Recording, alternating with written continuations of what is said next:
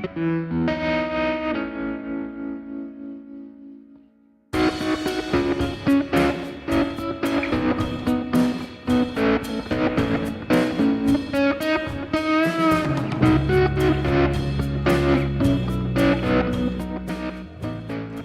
up, everybody? Welcome back to another week of Halloween month here on the Nostalgically Hip podcast. And joining us again, although you can't see him, is Doc. Doc is back because we had such a wonderful time last week with all of his knowledge. Man, I learned a shit ton.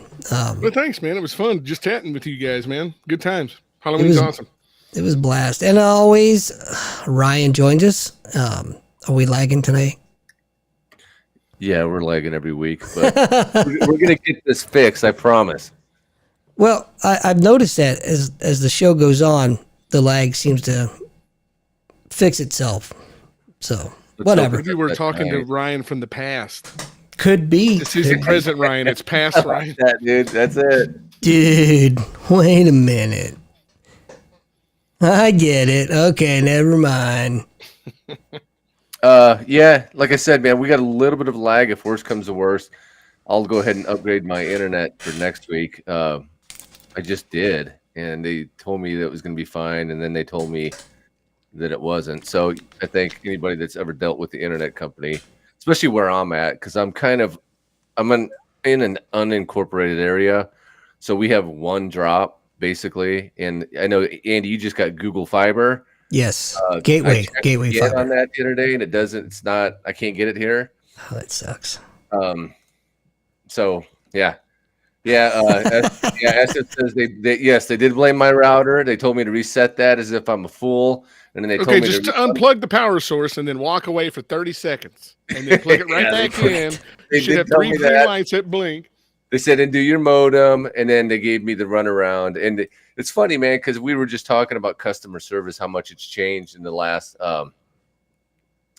few years here, Andy, right? Like when I lived in Vegas, where you guys are at, I noticed it a lot, but it was always more pleasant here. And then now it's even switching here. Like it's kind of that mentality of, you know, what can you do for us instead of we're here, you know, the customer's always right now. Nowadays, the customer's always wrong. So when I called them the other day, I got the customer was always wrong bit, which I'm. You know why that is, though, don't you, Ryan? What's that? You know why that is, don't you? No. Because so many customers have demanded that they be right for so long, and businesses have probably lost out on so much money just trying to make the customer happy that finally they're like, you know what? Fuck that. Like, this guy's wrong, and we're going to stick to our guns and not give him a refund. Sure. Yeah. Especially like people eat like their entire meal, and then like, hey, that meal sucked. I'd like a refund. Like, really? You ate the whole thing. All right. Well, let's face it. There are some dumb fucking customers out there. Dude, I went to the gas station the other day, and they were asking for a tip at the gas station. The gas station attendant, like, what? Here's a tip. Go back to school. They do it at the self-checkout lanes now too, right? There's not even anybody there, and they'll ask for a tip. I guess maybe for the guy that operates the machinery behind. Hey, you know what? It's a novel concept, but it's this. Help me out here because I forget what it's called. Oh yeah, his job. He already gets paid for that. Well, listen. Once we started tipping sandwich artists, like it was just downhill from there, right? I went to a place with my kids. I think it's called Menchie's. You ever heard of that before? No. I have. Yeah, so you walk in, you get your own cup, Andy, and then you fill up the cup by yourself of your own accord with frozen yogurt, also known as Froyo. Then you go put the toppings on it yourself, and then you walk over and you set it on the scale, and the cashier rings you up, and they still have the balls to ask you for a tip after you did everything. I've noticed that, and you know what I've been doing to combat that? Every time I go into a place like that, I say, "Oh, tips, thank you," and I take a fucking $1 out. Somebody says hi, Eric. Christy. Hey, Kiki, what's up? Kiki. Hi, Kiki. Kiki How are you is an enormous horror freak, and she'll have a lot of information. Enormous horror? That's what I thought you said at first, man. Well, God bless your little heart, Kiki. I was going to say, she's awesome. She's probably read every Stephen King book. You guys probably should have had her on your Stephen King episode. Because we should have. Yeah, cool. I've read, I think, most of them except for this newest one. I hope she feels the same about him as we do. Hey, he lost his role. I've got a great idea. Why don't we talk over each other a little bit more? Okay. Just saying. Yeah. Hey, I got another great idea. Why don't we post the phone number up there tonight so we can get a little bit of live chat? I noticed you did that last Friday for a quick one. If you put that up there, maybe we can get a hotline and I can chime in with my late responses. Alrighty then. It'd be like tonight, guys. I thought we would just kind of go with the same flow, right? You know, we got Doc back. Welcome, Doc. Thank you, pal. Glad to be here. Yeah, and got a lot of or should we call him Down syndrome McConaughey? Yeah, all right. I love high school girls.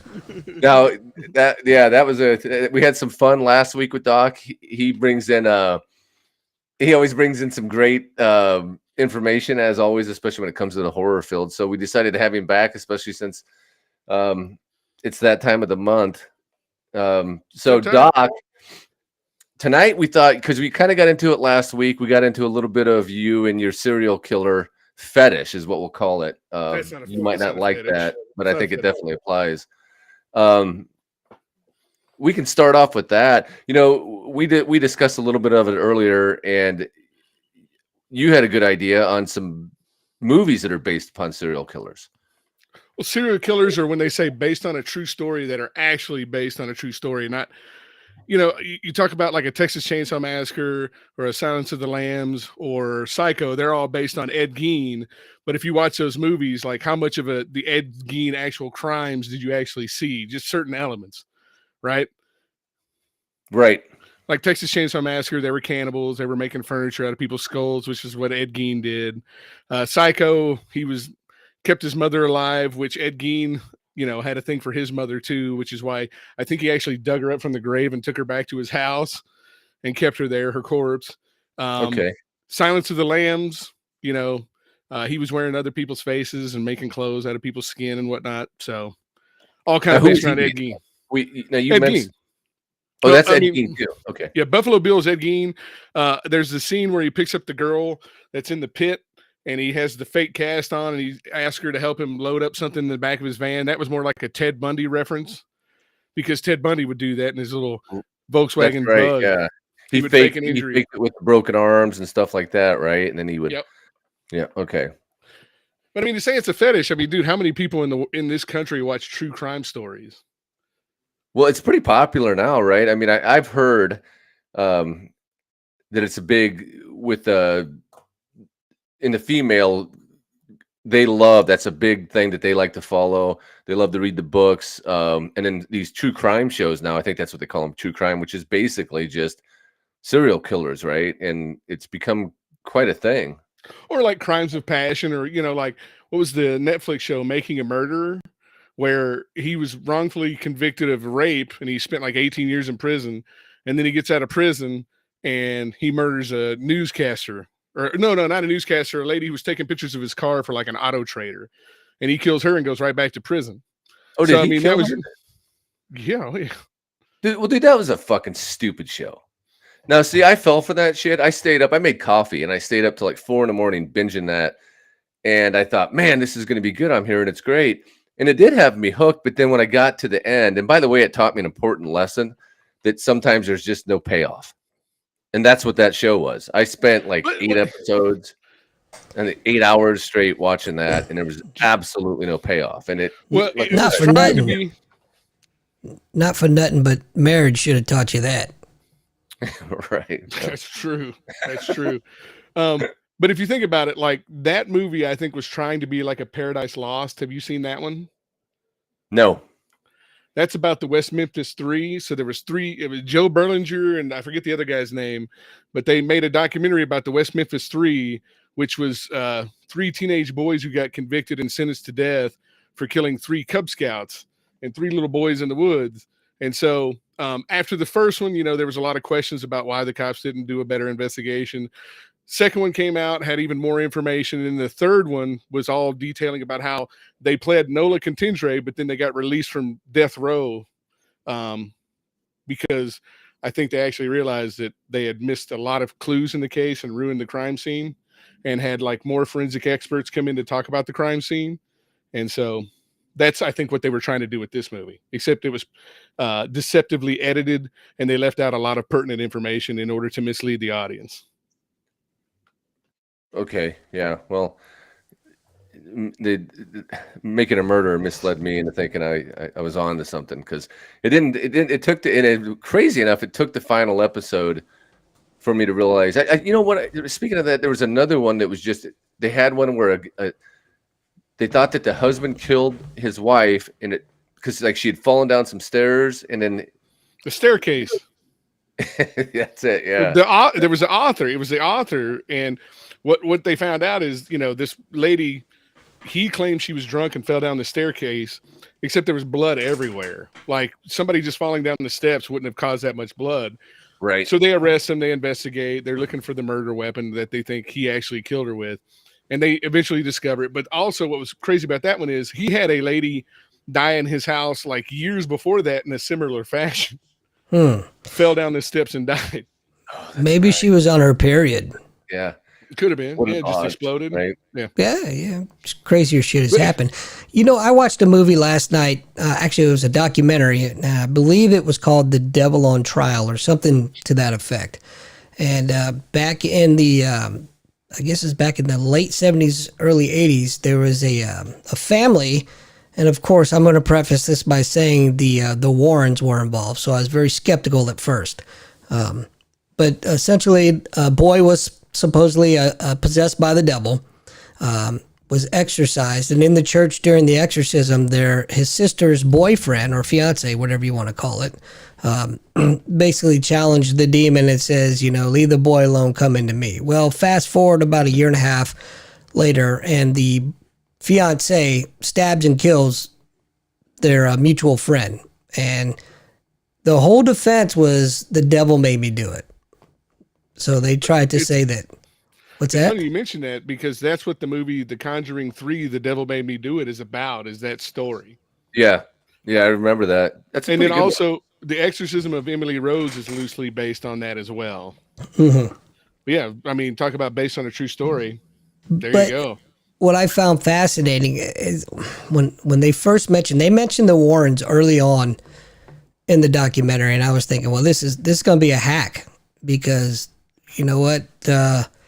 Those two were con artists of the highest degree, and they got a lot of money from a lot of people. But eventually what happened is the family was split, because the older brother was calling bullshit on everything that they were claiming, and then he actually made a claim himself after his parents had died that the mother had been dosing everybody's food with some over-the-counter sleeping aid.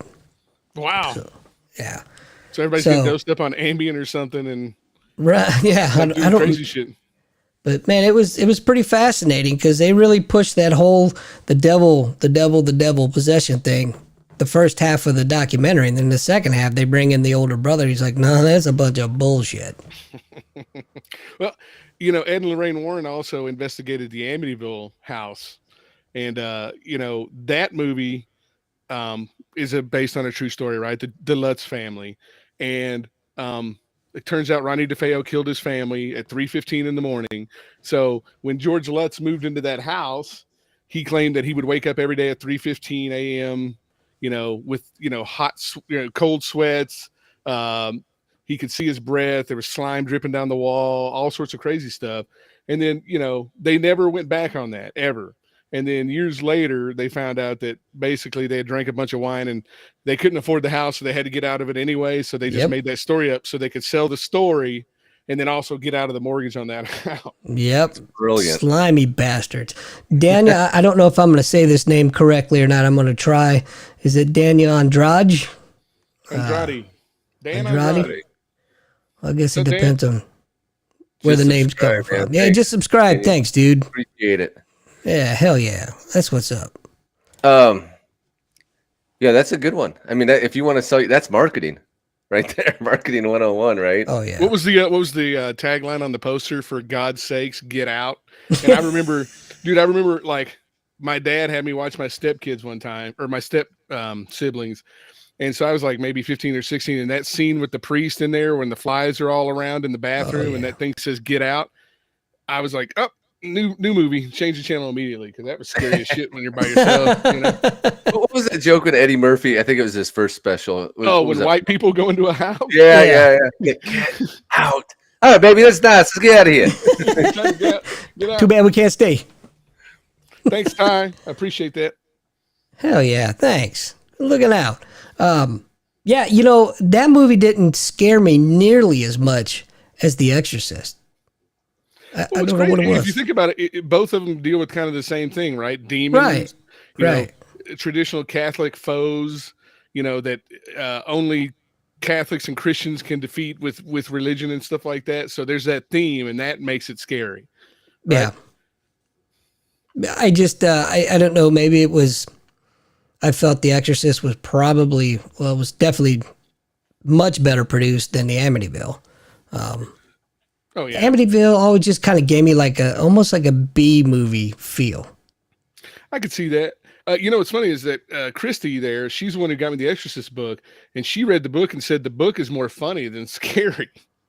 Oh, which wow. I find hard to believe. Yeah, she said it was like Captain Howdy, the demon Pazuzu, was kind of silly in the book. So I don't know if anybody's ever read it, but well, I think I didn't even need know to. there was a book on The Exorcist. I had no idea. Yeah, William Peter Blatty. Yep. And he wrote the screenplay for the third one after the second one was such an abomination. So he did the third. I think he directed that too. I went to confession after watching that one because I watched it. It was horrible. Right? Part 2, The Heretic. Yeah. Gave me a hair lip. I was late to The Exorcist. It was I think I finally watched it for the first time about 2 years ago, Doc. I think I texted you because I thought it was a turd. I was like, this isn't scary at all. What's everybody talking about? And I don't think I seen it at the right time. I think if I was younger, had I seen it, you know, back in that 70s period when they were just very raw. All those movies were very raw, but I didn't get it. I got it years later after I'd seen about probably 100 shows that were similar to it, you know? Right. What would you say is considerable or comparable to The Exorcist now with all the, I'd say The Conjuring is right up there. Yeah. Yeah. And they do it so well. I mean, I don't know if you're a big fan of them. You know, the first time I seen The Conjuring, I was like, man, this, you know, the jump scares were unreal. At least after you see it a while, you kind of get numb to it. But at first I was freaked out by them. And, they do a good job of building tension. Even the scene with the bed or the bed sheet outside where it falls, and for a second it takes the form of a man, and then it falls down to the ground. And the exorcism scene where the mom is lifting up on the chair and her face is busting through as a demon. I mean, expertly staged, man. James Wan's a master. I mean, he's great at that, right? He kind of screwed up on Aquaman, but I mean, well. Yeah, no. Him and Darren Lynn Boozman with the Saw franchises and the Conjuring world. I mean, they've done all the, you know, they've created Annabelle, The Nun. I mean, there's a lot of stuff that comes from their little world of horror that they created like years and years ago. Probably 2001 they started that stuff. The Nun was I didn't know, and I know I've probably seen them, but I didn't know there's like 3 Annabelles. And I was flipping through HBO or Max the other day, and I was like, 3? There's 3 of those damn things already? Kiki says she rooted for the demon the whole book. That sounds like something Kiki would say, for sure. But I mean, awesome. So I think Flanagan did the second Annabelle movie, or no, it was the second. Mike Flanagan that does the Netflix ones. Well, Mike Flanagan does the Netflix ones. He did Dr. Sleep. He did the Ouija one, but that's what got him noticed, is because Ouija was kind of like a throwaway franchise, and he did the sequel to the Ouija, and it was that was real good. Yeah, really good. The first one was brutal, and then the second one was really good. Yeah. So Flanagan's making a name for himself. He actually has the rights to the Gunslinger series right now, and he wants to make it into a TV show. Yeah.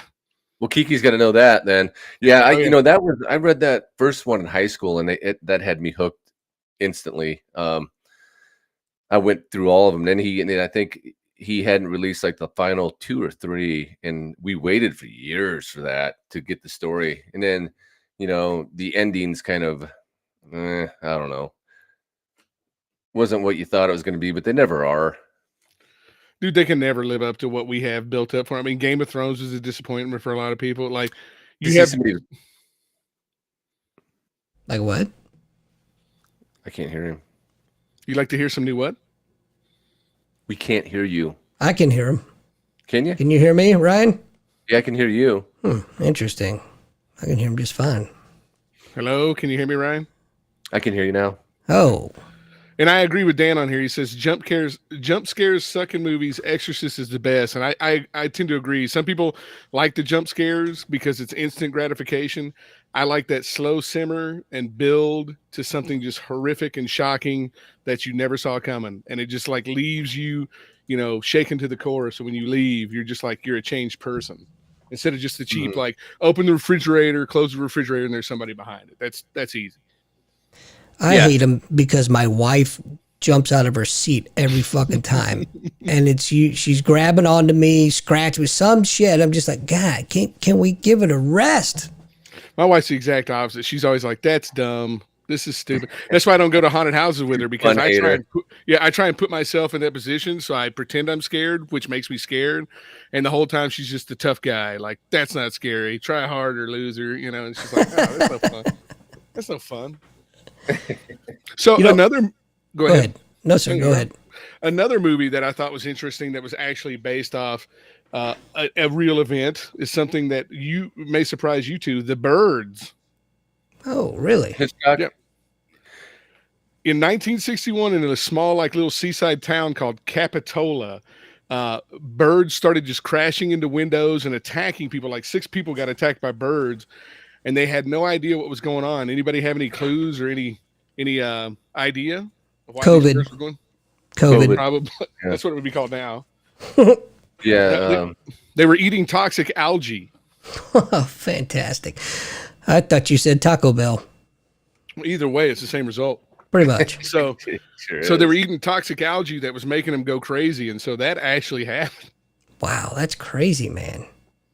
So I didn't like the Birds, man. I was a big Hitchcock guy. I kind of liked more of his suspense stuff, like Dial M for Murder, Vertigo, and then of course not Rear Window. My favorite's North by Northwest, which I thought was excellent. I like but he Rear did, Window. Psycho, and it wasn't that great, and I think he could do better. I think for its time, those topics were so tabooed. To see the blood or the Hershey syrup circling down the drain after he killed Janet Leigh, was it Hershey's for real? Yeah, they used chocolate syrup. So that's awesome. They just, plus the fact that, at the end, he's just sitting there and he's still talking as his mother, and he kept her corpse, and that lot is still on the Universal backlot, that set. That's pretty significant, man. That was a big deal back then. People were shocked by that ending. Psycho 2. Did you like Psycho 2? I always thought that was because I grew up catching that on the HBO loop. And I'm a Tom Holland fiend, but I've never seen that one. And Tom Holland wrote that and directed it. So. Yeah. What was Holland? Holland did. Not the Tom Holland for Spider-Man. Everybody. Tom Holland did Fright Night. He did Child's Play. Child's Play. That's right. Yeah. Yeah. Did you say Fright Night? Fright Night. Fright Night. Wow. Yeah, Fright Night. Yeah. I haven't thought about that movie in forever, man. It's a great film. Why don't we have a Fright Night 3? Wow. It had Herman's head in it. That's I remember years later he went on to play on that when Fox was getting its start. He had a show called the main guy had a show called Herman's Head, and I always thought of Fright Night. Oh yeah. I vaguely remember that. Did you guys ever see part 2, Fright Night 2? No, not that I can recall. So Charlie was in college, and so he had moved on to college. And at this point, Peter Vincent has realized that Jerry Dandridge's sister is coming to attack Charlie. So it's a reversal. Peter Vincent is trying to warn Charlie that there are vampires, and Charlie doesn't want to hear it. Whereas in the first one, Charlie was trying to tell Peter Vincent there's vampires, and he didn't want to. So interesting. That's probably one of the most expensive used DVDs I've ever bought. I bought it at this place called Buybacks, and Fright Night 2 cost me $60. Oh, wow. Because it's out of print. The best part is you paid $60 for it. Well, where else are you going to see it? If you want to watch the movie and own it, where else are you going to get it? Like, go on Amazon right now. It's like $75. Never seen it. What? $75? Yeah, because it's out of print. They did one DVD release, and that's it. And that's why. So the Birds, or I'm sorry, Psycho got a remake by Gus Van Sant, which was terrible. If anybody saw that one, it was the shot-for-shot remake of the original Psycho, but in color with Vince Vaughn. So that was terrible. That was when Anne Hesh, right, had finally come out, and then she got with what's her freaking name? Ellen, yeah, she got with Ellen, and those boys are so cute, aren't they? Those boys are so cute. She wasn't bad looking, right? Like back in the day, Anne Hesh. I thought. Oh, well, she was. I think that she got the raw end of that relationship for sure, dating Ellen, right? Ellen was knocking it out of the park with that one. Boy, raw is a very appropriate word. Isn't she like? I think she's married, like married to a guy. Yeah, she goes both ways. Not that we judge. Don't care. No, bless their hearts. I just wanted to make a stupid comment. That's all. But we can say that that Psycho remake was unnecessary. I don't remember it. I mean, I think the shower scene was pretty gruesome, but I think after that, it's shot by shot the exact movie. The only thing they changed is in the original, I think she stole $10,000 from the bank, and to adjust for inflation in the remake by Gus Van Sant, it was like $30,000 or something. So it seemed a little bit more significant than the original amount. Now, did you watch there was a series called Bates Motel that was on for a while, and I started to watch that. It wasn't bad, but I think I maybe got into like 5 episodes and fell off. Was that with Freddie Highmore? Who was the actor in that? Is that the guy from The Good Doctor? What he playing Norman Bates in that? I can't remember. Maybe. What's The Good Doctor? It's a TV show about this doctor who has autism or something. Is he good? Is he a good doctor? It's a TV show about a good doctor. I'd really prefer a great doctor, but okay, I'll take the good one this time. Yeah, I don't like. Can I afford? How much is the great doctor? Well, we've got 3 levels. We've got mediocre doctor that used GPT to write all his reports for college, so he doesn't know shit. But you're not supposed to do that? Could you do that when we were going through college? Hell no. So then you remember, Ryan, Fright Night had a remake. Did you ever see that one, Andy? No. So Peter Vincent in that one was a Vegas magician. Oh, God. Well, that's right. That was with Colin Farrell. Yep. Anton I didn't see that. Yelkin was his name, right? That's probably why I didn't watch it. It was more serious, right? It wasn't as good because it wasn't as funny. There was no comedy. Okay. Evil Ed was played by McLovin, basically. Okay, so Evil Ed is kind of the secret to the original, right? Because he was so weird, so creepy and unique in it. He almost kind of had that Paul Rubens kind of, like he'd kind of made the show. And then that guy went on to do porn, if I'm correct. Like I think it was gay porn. Stephen Jeffries, yeah. I met him and Charlie at a horror convention, and they're both fantastic people, man. They're so cool. They love their fans. Like they understand what they made was like a lightning in a bottle type event. And when they meet their fans, they're all in, dude. They're super cool guys. I see what you did there. He got into gay porn and he's all in. Yeah. Balls deep, baby. They'll bring you into their world. He was in a bad place at that point. Like, I'll say. His career had taken he did it after that. He did like 976 Evil with Robert Englund. He had a couple other parts, but Hollywood's a tough place, man. Like it'll eat you up. Yeah, it'll chew you up, spit you right out. So another one, obviously that is based on real events. Are you aware that Scream is based on a real event? No. It was wasn't it a babysitter? No, it was this guy by the name of Danny Rowling, and he was called he was the Gainesville Ripper. And so Kevin Williamson, who wrote I Know What You Did Last Summer and Scream and all sorts of other cool like 90s horror movies, he saw that story, and that's where he came up with the idea for Scream and kind of putting in the horror tropes that we come to know through 80s movies and twisting them on their head to make something new and original that Wes Craven directed, which Wes Craven always uses some form of based on reality for his movies. Because we talked about Freddy Krueger, where the guy was dying in his sleep, and that's when he made Freddy Krueger. And then The Hills Have Eyes is based on a Scottish legend of a guy by the name of Shawnee Bean, who was alive in the 16th century. And he basically inbred and like stayed in caves. And he had like a ton of children and grandchildren, almost 50 people in his family, all inbred.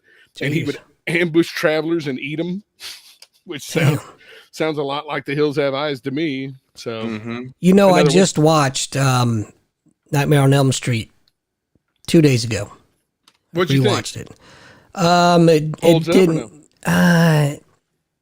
It didn't really hold up for me.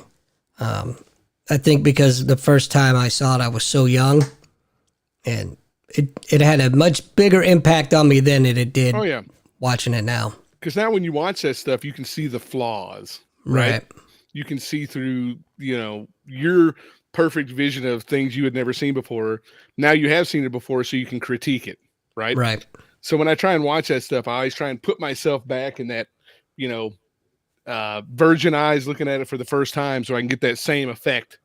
And it doesn't work all the time, but sometimes it does. Yeah, I tried it. It didn't work. But you know what? I still enjoyed it. Yeah, it's still a good movie. It's better than the remake, that's for sure.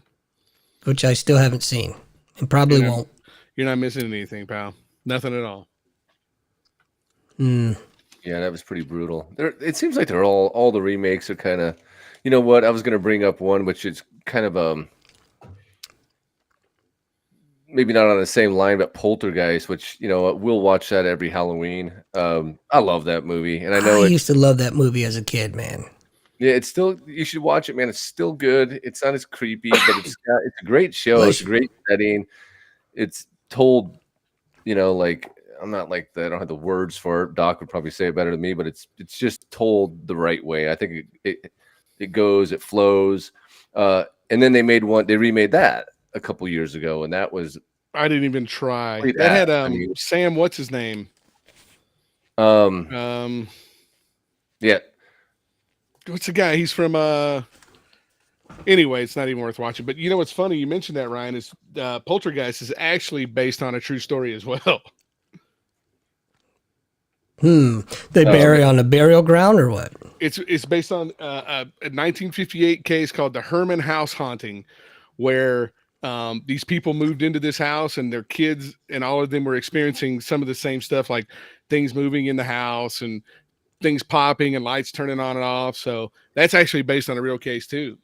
Okay. And that's a haunted production. Have you ever heard about that stuff? Oh, we talked about that last week. Yeah, that's the one in that. So it was a bunch of. I know that the Dune, who played the daughter, she was killed on the front steps by her boyfriend, right? Her front patio, stabbed to death. Yep. And then the younger girl, died. She got visa, right? Like, yes, there's some leukemia or something. I don't remember what it is. Go to the light, Carol Ann. God, that chick was hot, wasn't she? What about those slimy ass tennis balls, dude? Every time I see that movie, that's all I can focus on is those slimy ass tennis balls that look like they just got boogers all over them. Like, dude, put that down. Get some antibacterial wipes. Jesus Christ, who knows what's in that shit? That's from the other side, man. You got to get rid of that shit.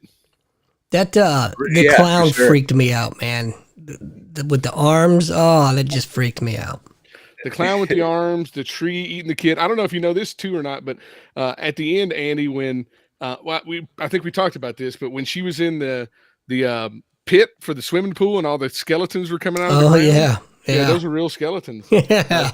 Oops. I just thought that was crazy. It was cheaper to do that than to get fake ones. Techman says, "What do you guys think about the 13 Ghosts? The newest one, man. I seen that in the theater and I liked it.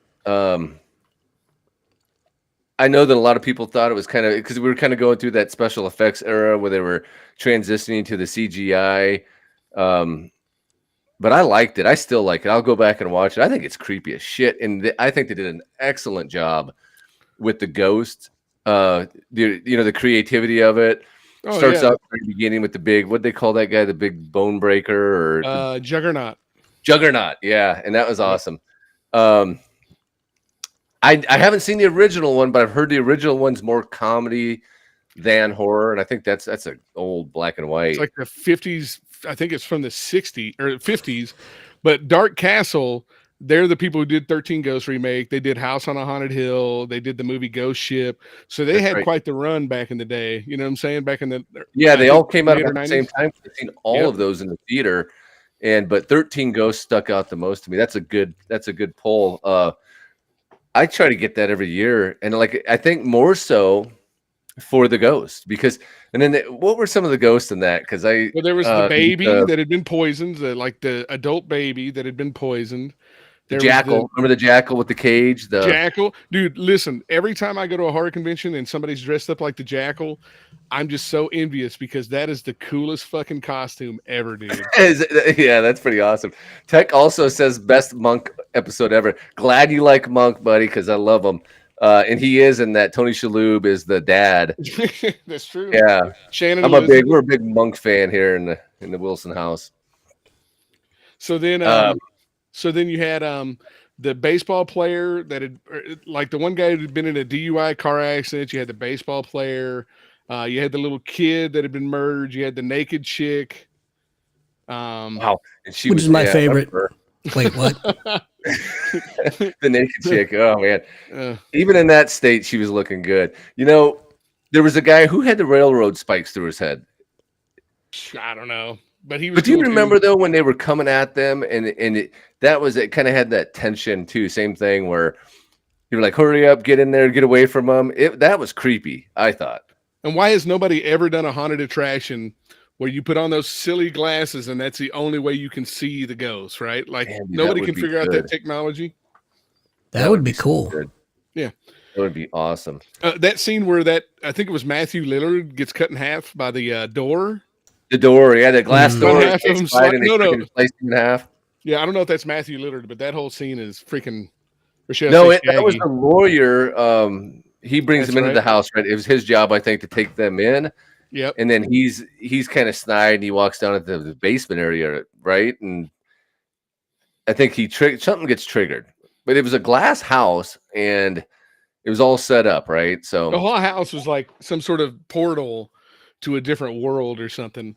And so like they had to get the 13th ghost into custody, and like that would open up the portal to hell so all the ghosts can roam free from whatever.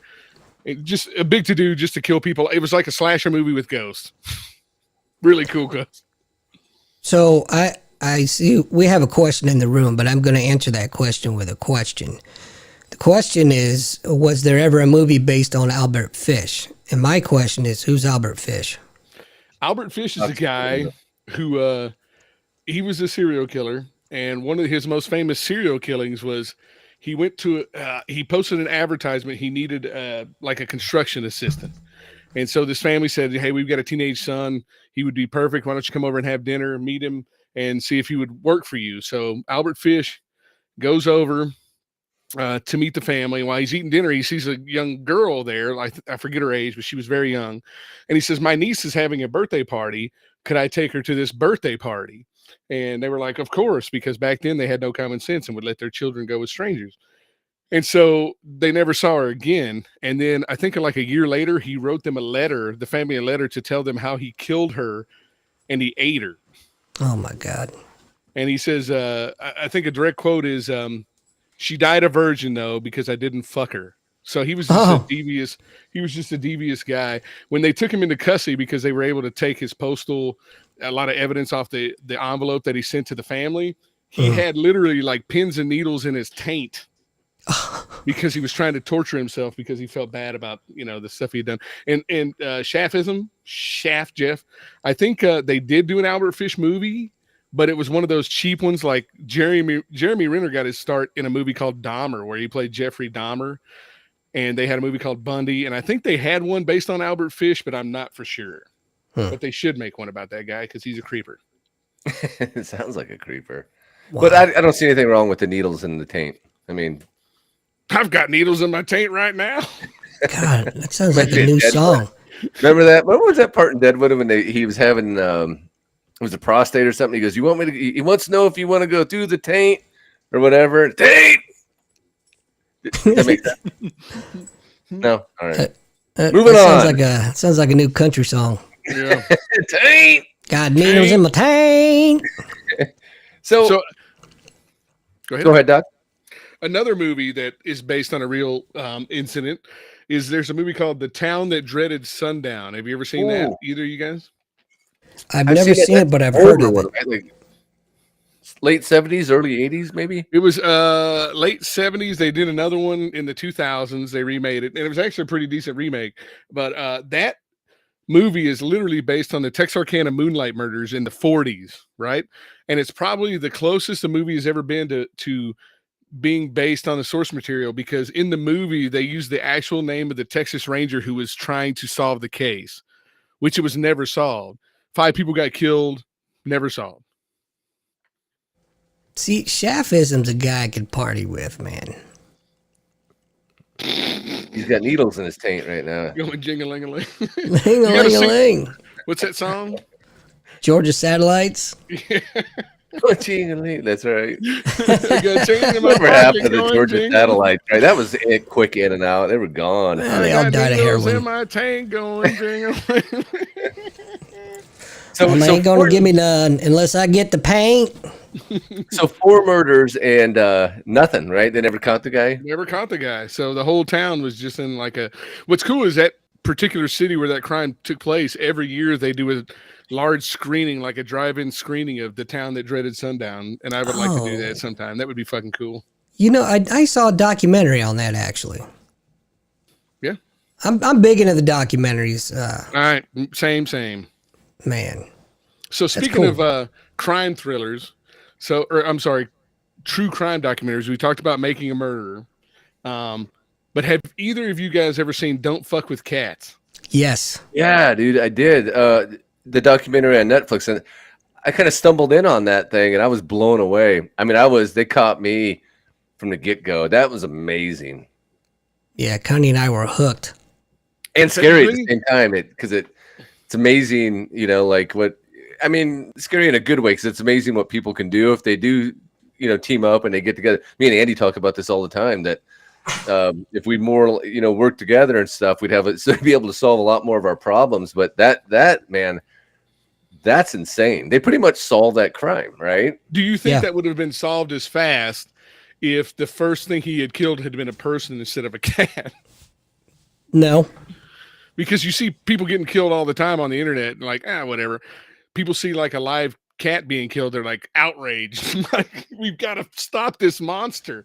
And it's like, whether animal or human being, they're just as big as a monster. So I think people have a different outlook when it comes. I have friends that are huge animal lovers, and I always kind of get the vibe that animals are innocent and people do bad things. So they kind of generalize like that.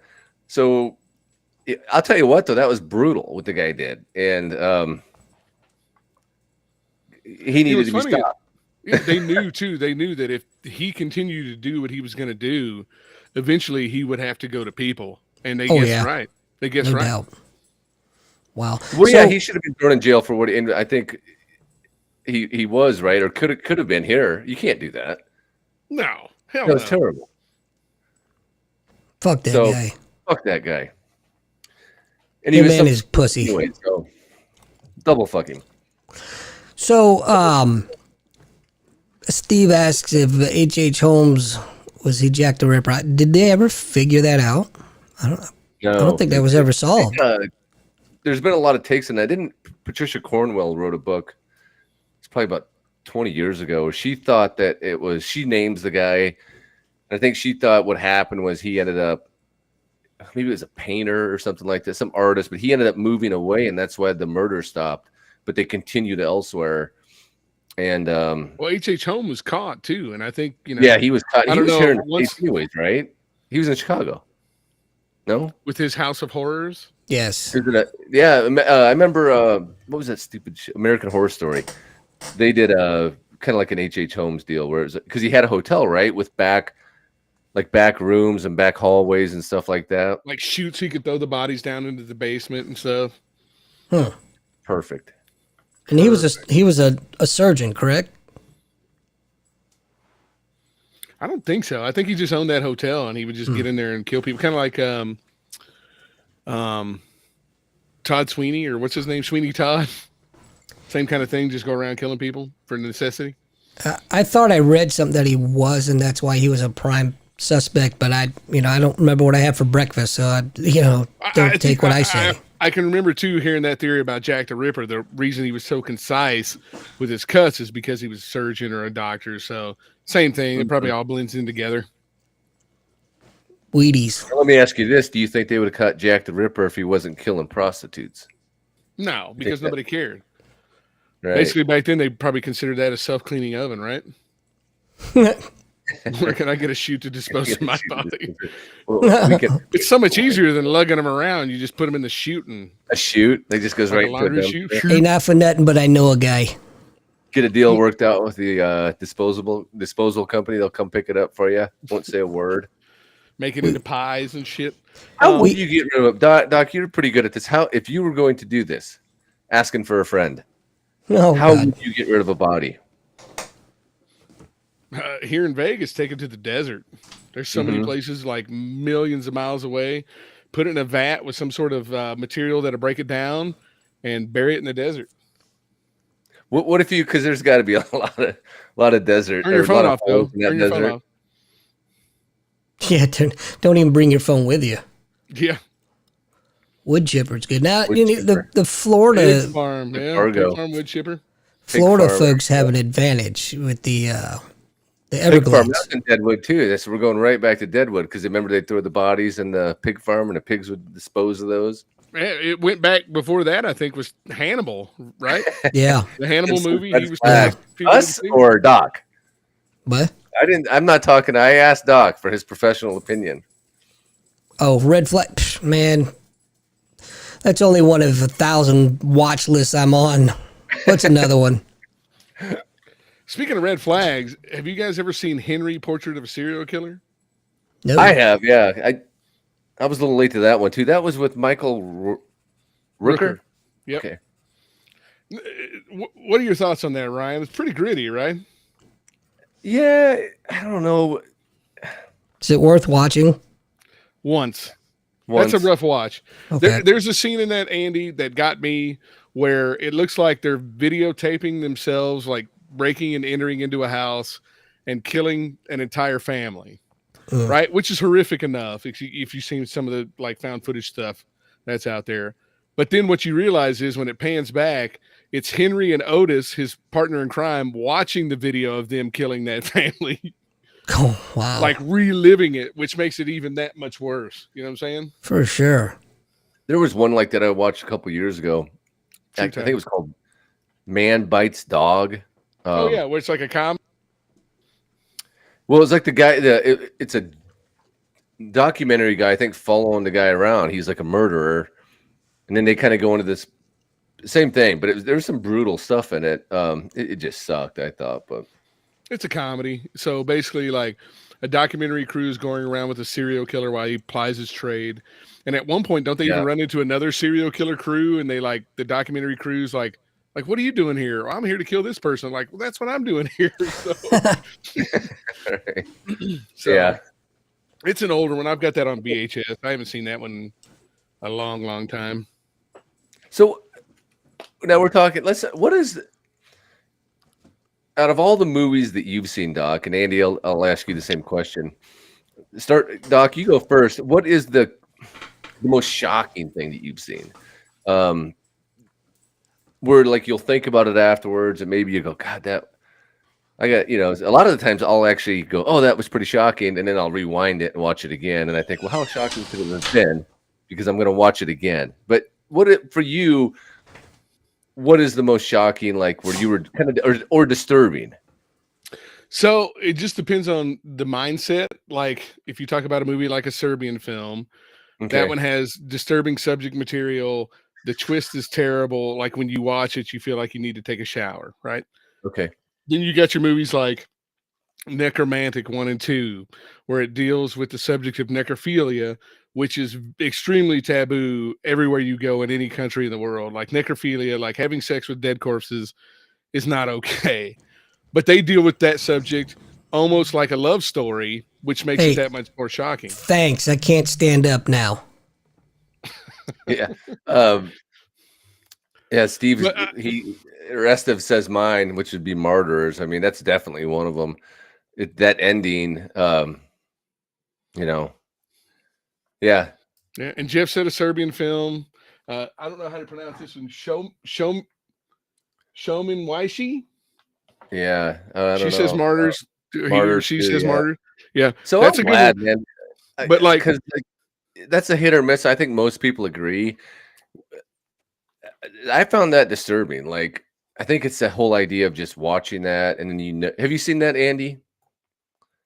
Okay, so we'll try not to ruin it for you, but yeah, that's definitely one of them for me. Watch that at one point in your life, Andy, just because, like, literally the director apologizes at the beginning of the movie. He was going through a bad time when he made that film. It's dealing with a lot of stuff, PTSD.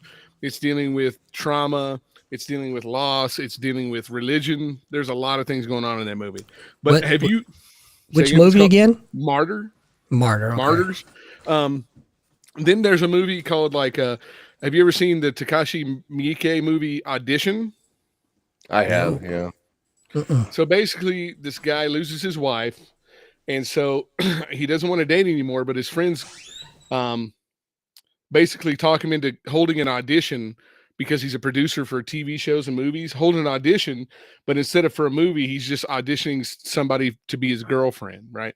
So they hold this fake audition. He picks the perfect girl, and it turns out she's not so perfect because she's fucking psycho.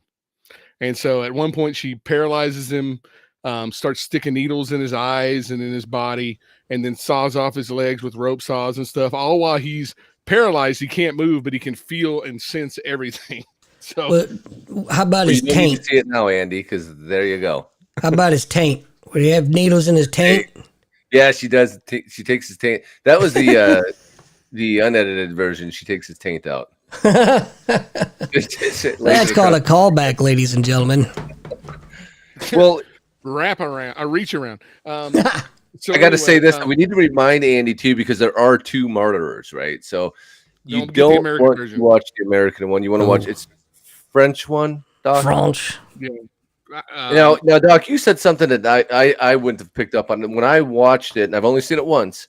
When I've watched it, I had the dubbing on, which I thought was okay. But Doc, you said that to do it with just the subtitles is better. Subtitles is always better because you get the nuance of the actors. Because when they dub it, like they hire Z-grade list actors to do the dubbing, so it's never as good. Plus, it causes you to watch the movie because you're focused on the subtitles, so you can see what they're saying, and it flows that much better for me. I know Kiki doesn't like that. 120 Days of Sodom. I was going to talk about that. It's on my list. Thank you very much, Chefism. Yeah, and I know about that movie, Doc, from you. You'd mentioned that years back. Is that the one that they shit in the bowl? Yeah, and so basically, it's the final film of Pier Paolo Pasolini, and it's about four gentlemen.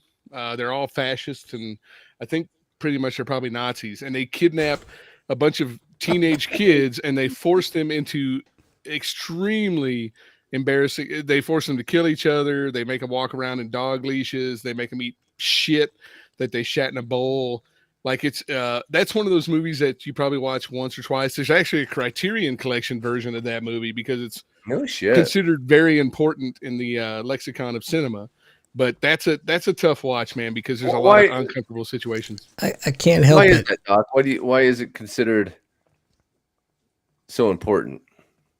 Probably because the allegory of fascism and forcing will onto people that can't make decisions on their own. They think they're in for the greater good, but the entire time you're degrading them, and you don't even realize it because you think you're part of this bigger collective, but the entire time the four people at the top are just laughing at you. I'm probably going to get blasted for this, but the way you described it sounded like a gay pride parade in San Francisco. Yeah, maybe, but so Andy, give us yours. What is your what is your most shocking, disturbing? I know you're not a big fan, and we'll keep in mind that you haven't seen Martyrs yet. It can be in any genre. Easily. Yeah, you can, because I would add that I'm still haunted by the chainsaw scene in Scarface.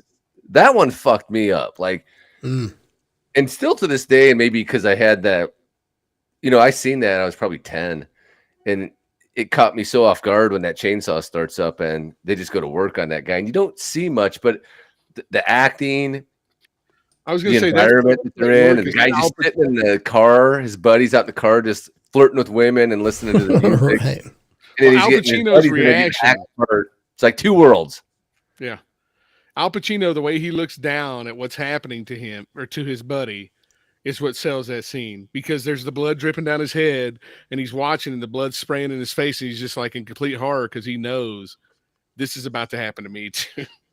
Yeah. He sold it for sure.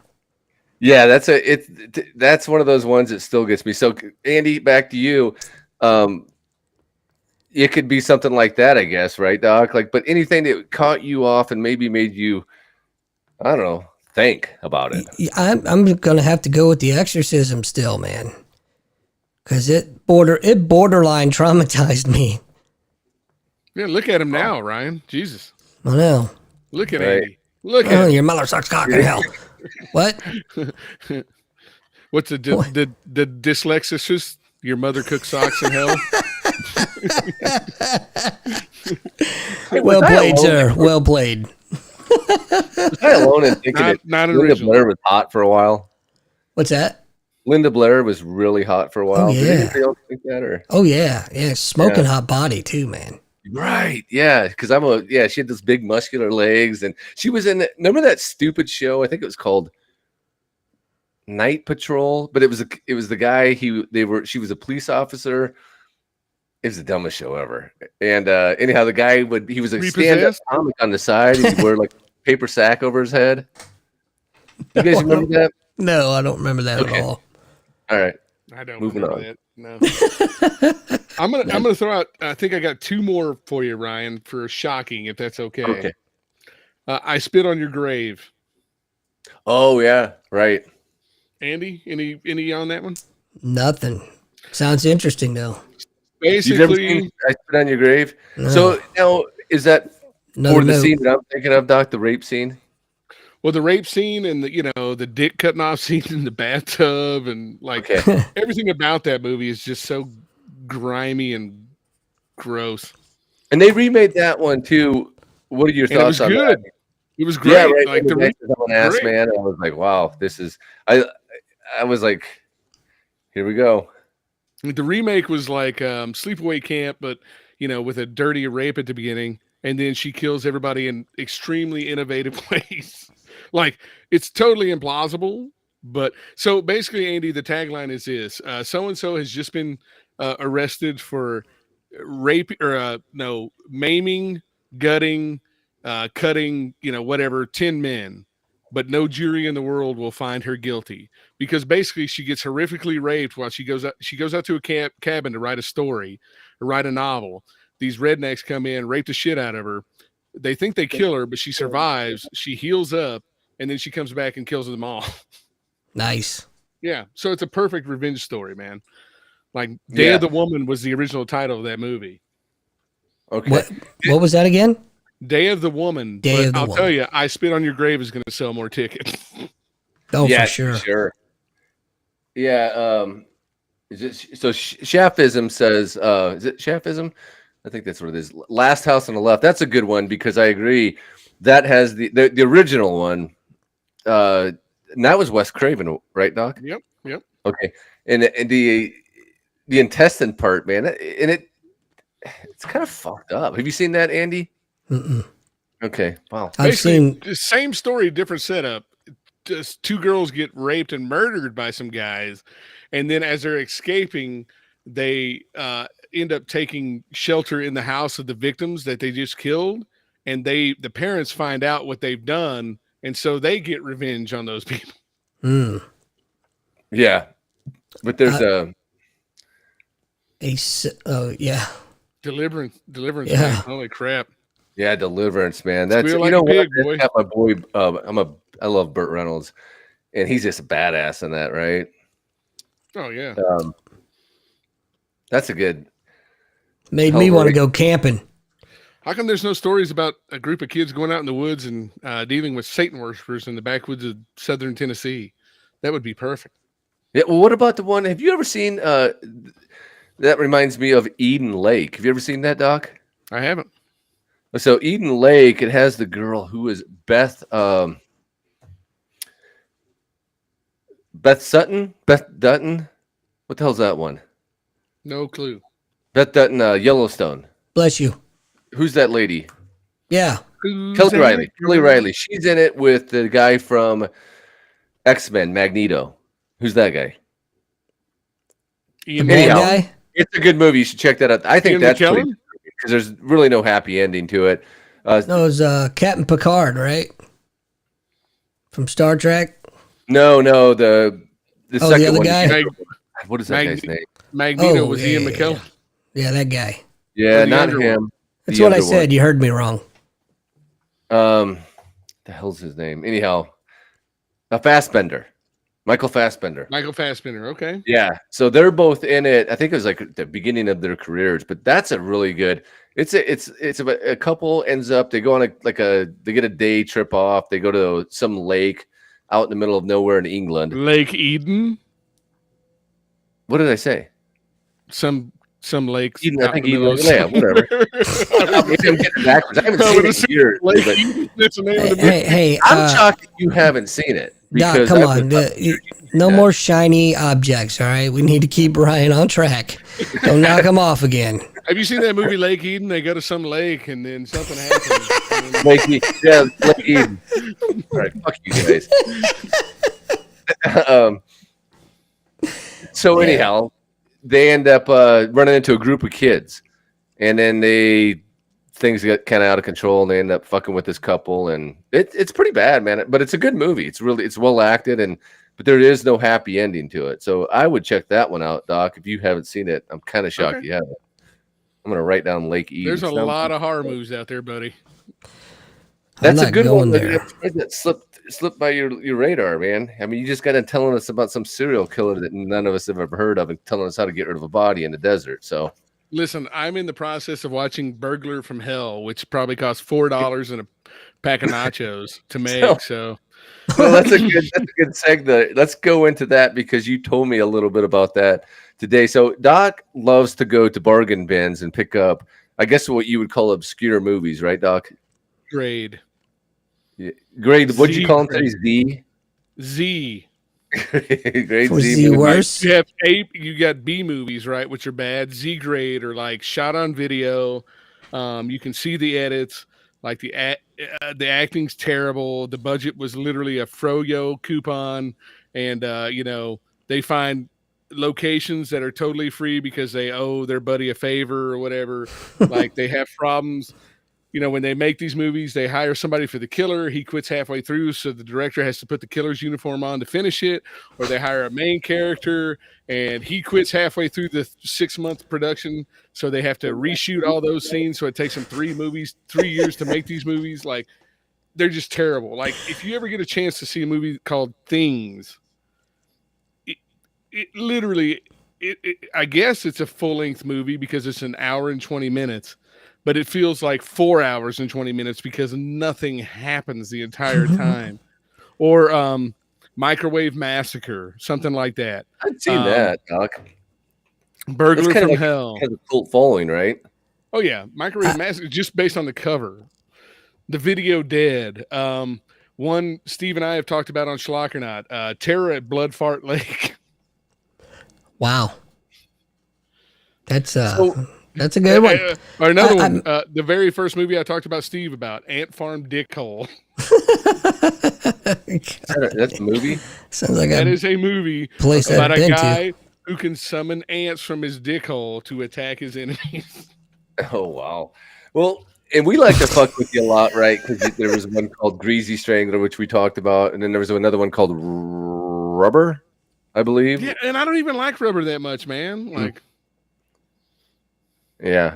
Rubber's about a tire that can kill people with telekinetic abilities. Oh, Andy. Jesus. So you just imagine a rubber tire rolling around town, and then it sees somebody and it uses its energy to kill people. Sounds racist. When you were describing how those films were made, I was laughing because I know some folks here locally that describes them to a T, man. I'm not going to mention any names, but yeah. Describes who to a T? The people that I know here, these friends of mine. Oh, gotcha. We're not talking ghost hunters, are we? No, different group. So one of these days we get to introduce. I've never met him, Doc, but I'm going on the next ghost hunt for sure. So, and he did a documentary that he did to just to kind of fill you in. And have you finished that yet? No. Okay, but it's got some classics in there, and he said I could cut what I could hold the camera, do the boon or whatever, but I am definitely going on the next one because, and I say we do the one where we hunt Bigfoot, right? We know a guy who's seen Bigfoot actually not far from us, right? He's got like 700 acres and he's got a Bigfoot on it. So I say we get the ghost hunters to hunt Bigfoot, and I go along for that one. Ultimate crossover there. Like, how come in that show, along with ghost hunters, like we've never seen any irrefutable evidence that this shit is real? Like, Bigfoot would be like, oh, what was that noise? Cut to commercial. You get 3 minutes of, right. commercial. And then it comes back and it's like, oh, Larry just fell out of, the deer stand. And that's what made all that noise. So then they go to the next thing. They're like, oh, you see that? And it cuts to commercial. And it comes back, oh, it was just a deer running past the blind.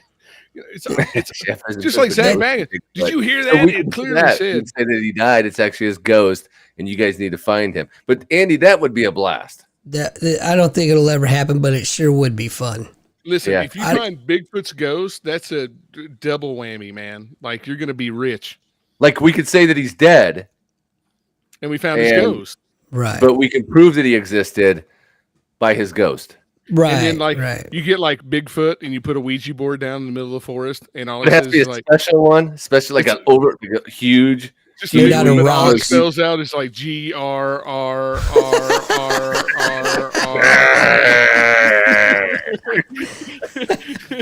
Sponsored by Jack Links. How great would that be? What? So he was showing. Are you here? GRRRR. Are you happy? GRR. 1 R for yes, 2 R's for no. So now we do have a guy. This is for real. So he does believe, and Andy knows him quite well, and he's a super nice guy, right? I mean, he's no joke. But he will say for sure that he's seen it, right? Well, his son-in-law has said he's seen it too, right? Well, his son-in-law is probably just kissing ass. So he's probably like not as attractive as his girlfriend, his wife, the guy's daughter, and he's trying to get it, make it look good. Yeah, I seen it, man. I seen it. But I believe he saw something. Yeah. Well, I don't think we ever talked about that. Do you believe him? So when we had him on the show, do you believe him? I believe he saw something. Okay, you believe for sure. Something. Right. Just go ahead. I'm sorry. Have you guys seen the latest video of Bigfoot? No. It's been all over social media. These people went out on a honeymoon and they captured a Bigfoot in a field. It's probably the best video we've seen so far. Really? Yeah. Oh yeah. I'll have to check it out. Yeah. But from a psychological perspective, you can tell he believes what he's saying. Now, that doesn't necessarily mean that he actually saw a Bigfoot, but in his mind, whatever he saw registered as a Bigfoot. So yeah, I believe he saw something, 100%. Yeah. I just don't believe in Bigfoot. I think that's the one they're talking about. Is it? How do I pronounce it? So did you see the most recent? Shiminshui?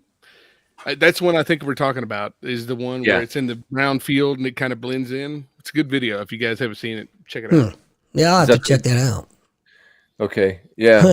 Dude, I mean, like you said, I'm too stupid to really doubt anybody when it comes to that stuff. And I'm sure there's shit out there. But it's still fun to laugh at, like we have Mark Sargent on. We've spoken with him a few times, and he believes in a flat Earth. And I believe I can fly. So, yeah. Does he though? Right? Does he really? So, I mean, we don't know. We say he doesn't, but have you guys ever had any supernatural activity happen to you? Yes. And I just recently have come to grips with it because I've been the biggest skeptic and denier that I've known. However, so when I was married to my first wife, we live in San Diego. And which is Spanish for whale's vagina. Just so it's hot. Stop distracting me with the hotness. No, so we lived in a two bedroom house, and she had friends over, and we're sitting downstairs. It was probably about 10 o'clock at night, and we heard somebody walking upstairs from the master bedroom down to the kids' bedroom. And we all heard it. We all looked at each other. First thought wasn't ghost. It was shit. Somebody broke into the fucking house. So I grab my pistol and I go upstairs and I clear it. But there's nothing. There's all the doors, all the windows were locked. And the reason why that was such a plausible explanation is because we had this little balcony, like a lanai outside. We had a sliding glass door in the master bedroom, but it's easy to scale. I know because I've done it when I was drunk a time or two. But so yeah, we all heard it.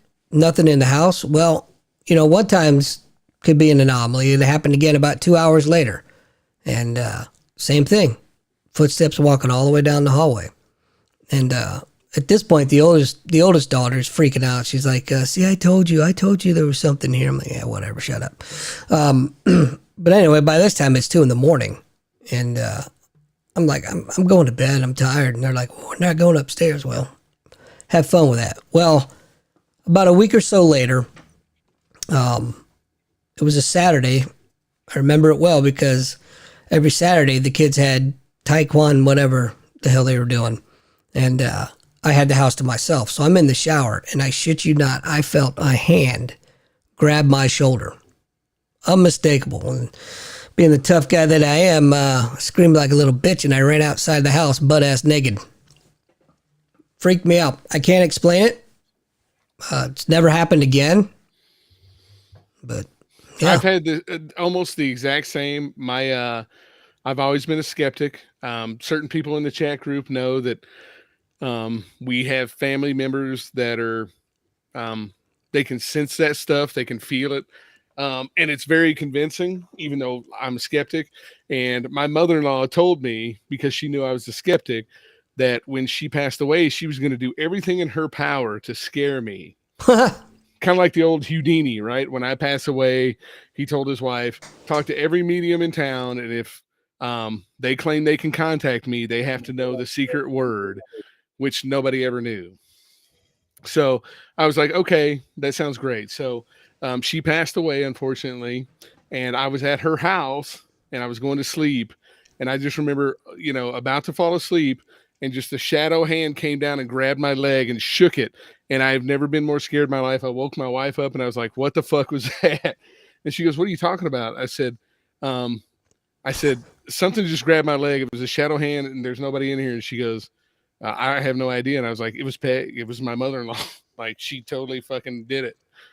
And wow.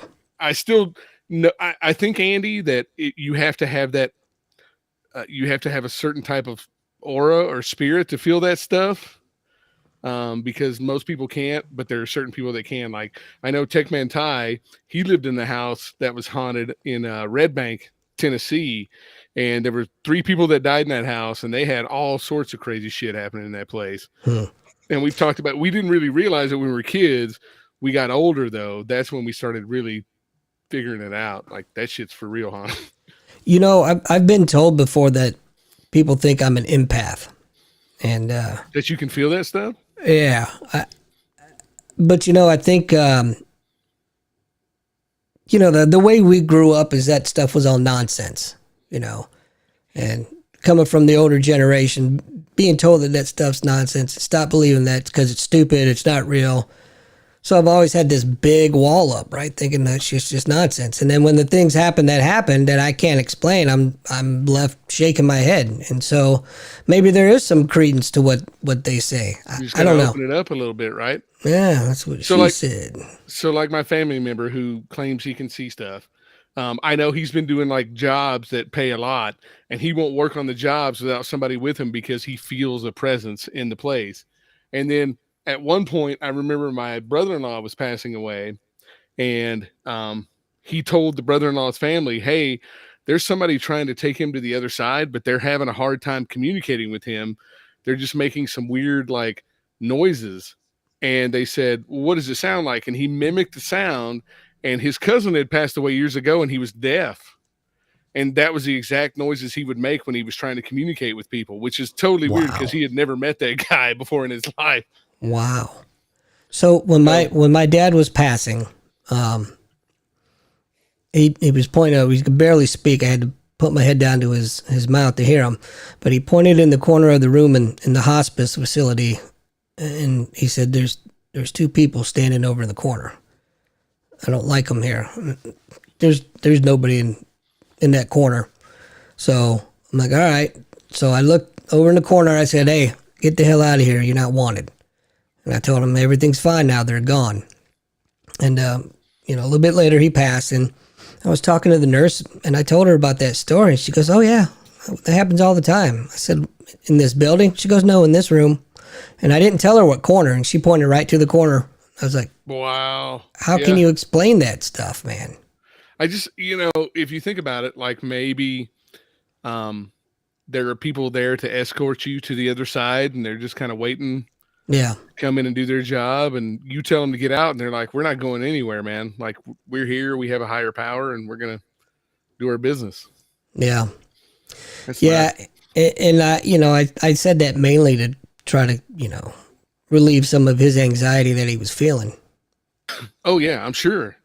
Because you're probably like, hey, get out of here, because you don't know if it's a lack of oxygen or the drugs that are causing that. You're just trying to make him feel comfortable. Yeah. Yeah. But that's Kiki, wow. Hospice RN here, see that all the time. Well, Kiki should call into the show and tell us one of their experiences. She probably has far too many to count. There was another time where my family member came over to my house and described my grandmother to a T and said, hey, I see her in your daughter's bedroom. She's watching over your kid, and he's never seen a picture of her. I don't have a picture of her anywhere in the house, and he described her to an exact T. And I was like, oh, I never told my kid that. Hopefully she's not listening today, but yeah, not cool. And then I had another incident. I was up in Cedar City at my father-in-law's house, and I had a meeting in the morning, and I set my alarm for 7 a.m. First time I ever stayed at this house. I was all by myself, nobody else in the house. 7:05, I get awoken by somebody grabbing my arm, and I look down and my alarm's been going off for 5 minutes, and there's nobody in the house. Oh wow! I was like, what? So maybe I'm a little bit opening up. Maybe. You know, maybe you should open up a little bit. I know Ryan's closed off like a tomb, so nobody's ever getting into him. So I'm just listening. I mean, are you asking me? Mine is stupid because it was I was getting fucked up one night, and I was out in the Ozarks actually at the time. You know, if you've seen the TV show The Ozarks, you know it's that big huge lake. My parents had retired down there. I was probably 21 at the time, and I was with two friends and my brother. My brother went to bed. We were all sitting on a dock, so the dock had like a big swim platform, and then it had a boat, 2 boat slips, and one boat it was in there. And we were getting fucked up, and I don't know what time it was, but it was late. And I said, and there was a lot of drinks, and I said, hey, was there someone just here? My friends looked at me. At this point, my brother went up, so I had my 2 buddies there, and they go, no, what the fuck are you talking about? So I said, I could swear to God. And I still to this day had that feeling that there was somebody between us. I don't know who, but it was like somebody that I thought I knew, or I thought it was somebody I thought, well, was it my brother? No, he went up a long time ago. But long story short, what the hell happened? So I got up the next day. I told the story to my dad, and they made fun of me all day long. I mean, all of them. My two buddies, my brother, they were saying, "Man, that sounds like too much to drink." Have another one, you fucking lush. I had this feeling, guys. I just really had this feeling. I go, I don't know, whatever. I know how I felt. I know. But I remember the guy going, or whoever it was going, "I'll see you later. Good night," and then left. And I was like, that's where I had this weird feeling, right? So anyhow, we went out the next day. This is after I got made fun of the whole fucking day. I mean, they were ruthless. Like, and my dad even said to me, because we went to get more alcohol, and he said, "Don't drink too much tonight where you see ghosts again." And I said, I go, well, whatever. I'm telling you what I saw.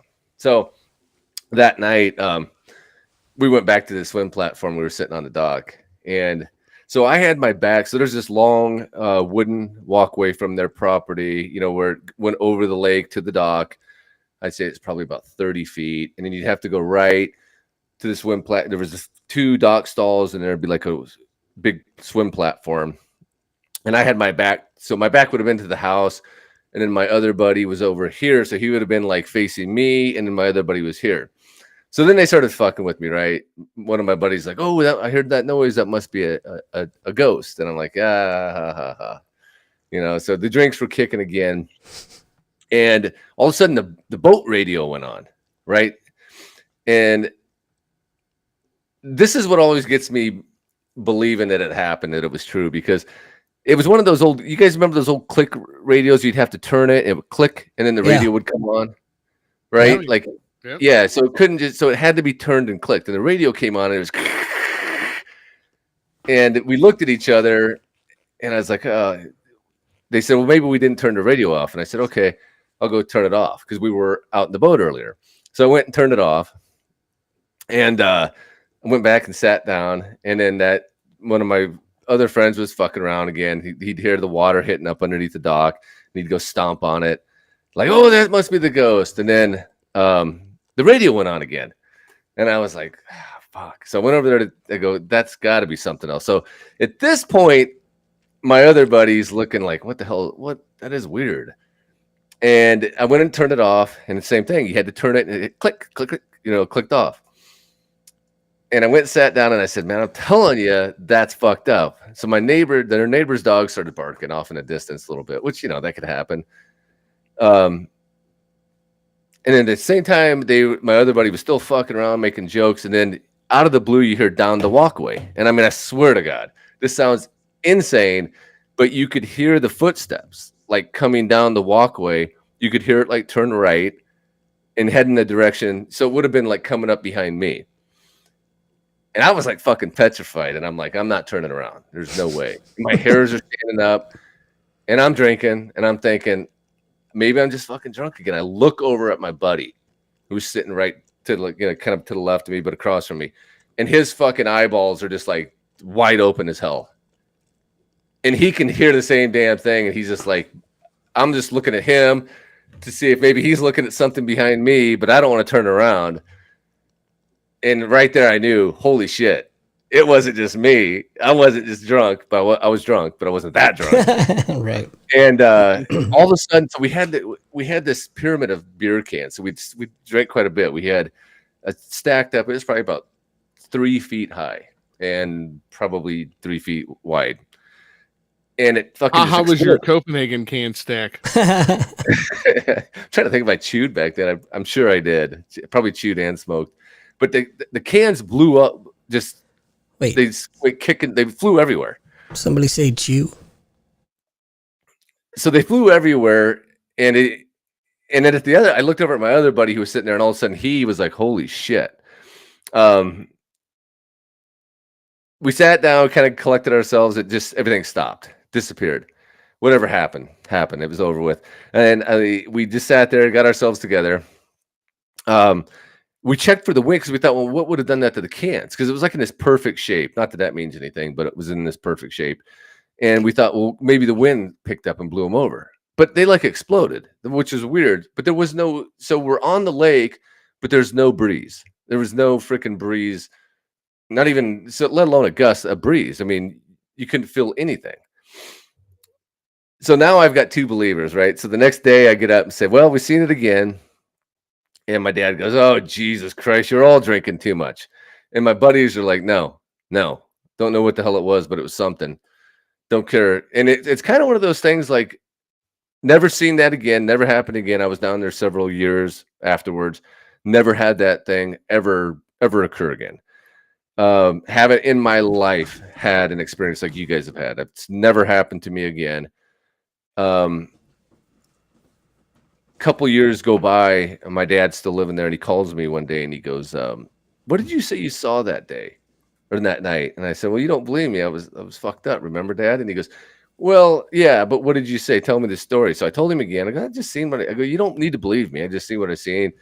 Because you can't explain it to anybody. You can't, and you sure as hell can't get anybody to believe it. You have to be there. You have to see it. Unless you experience it, like I said, I got made fun of an entire day. And anyhow, long story short, he said, well, I went to the restroom last night and I looked over at my digital scale and the numbers were moving, which that could have happened, right? So he goes, and he coughed and his light switch went off. And that could have, I guess, whatever. But he was even kind of starting to think, well, maybe something happened here. But he never had anything happen again. So about 20 some years ago or more. And it's funny because I told my wife this story one time. And, you know, again, when you tell people these things, they look at you and go, you're fucking drinking too much. That's, you know, and I was drinking a lot. But we went up and met that old friend of mine and a bunch of other friends. We were sitting in a bar and out of the blue, that my friend goes, the denier at the time, the day before, goes, shit, dude, remember that freaking story? Remember that ghost? And my wife goes, oh my God. She goes, you seen it too? And he goes, I don't give a shit. He goes, I still talk about that. He goes, I tell that same story all the time. He goes, and people just the same thing. He goes, I don't give a shit what anybody believes. I know what was there that night. And him, like me, we've never experienced anything like that. Again. But I know what I seen that night. So well, maybe all the alcohol, you know, it lowered your inhibitions enough to where you were able to open up to that experience. Chefism says I drank plenty and never seen two ghosties. Well, you got to drink more. But yeah, you got to up them numbers, son. Chefism is trying all sorts of different. Because it sounds nuts, and I always say this. I'm not like real. You know, like I'll laugh at your ghost hunter friends, Andy. I think that's funny as shit. I don't know what I seen or felt. I have no idea. I'd like to believe it was something fake, but I know, man. You just know, I think. Hey, the hair standing up on your body is a normal physiological response when you're put into fight or flight mode. You can't control that. So there's legit something there that made that happen. Well, you know what sold me with, I think about it not often, but I have thought about it, and I always come back to that radio. I mean, if I were to think, you know, it's been years, but I think to myself, maybe I was just drunk. You know, memory fades, the drinking was happening, but I come back to that radio, and there's just no fucking way. In order for that radio to go on, someone on the dock, and it was just the three of us, unless my brother was down there, it wasn't him, and he couldn't have stuck down anyway. Somebody turned the radio on twice. You had to turn it on. You guys know why monsters never eat ghosts? Why? Because they taste like sheet. Stupid enough that I like it. Sorry, pal. I'm pretty certain that our house in Pensacola was haunted. So I wasn't the only one that had experiences in that house. In fact, the one that freaks my wife out the most is I was working a lot of night shifts when we were there, and my wife's family is still in the Philippines. So while I was working nights, it was daytime in the Philippines. So that's when she would FaceTime with them. So she's sitting there talking to her mom and her sister, and they said, "Well, hey, I thought Andy was at work." She's like, "Yeah, he is." They're like, and she's like, "Well, why?" And they're like, "Oh, no reason. Well, 2 years later, when we transferred to Japan, her family came over to visit, and they got to talking. I said, "Remember that time we asked you if Andy was working?" And she's like, "Yes." Well, we both saw somebody walk right behind you. Oh, yeah. The wife told me that story. Yeah. Creepy. She tells it way better. Yeah, she's pretty good at it. It is a little creepy, but it's like from a Conjuring movie the way she tells it. Yeah. Dude, you've had a lot of those experiences. I was drinking, and but I got a guy that didn't believe me who sold on it afterwards. But what was that, again, Doc? I've never seen anything like it. So don't know if I saw what I saw, but it was there. But you saw something for sure. Yeah. I don't know a whole lot outside of you guys. I don't really know anybody who's ever had any sort of story like that. Dude, I went to that family member I was talking about. I went to the haunted museum with him here in Vegas, Zach Bagan's haunted museum. And we're like walking down the hallway, and they say like, "Oh, this is the ashes of a woman who died. She was cremated.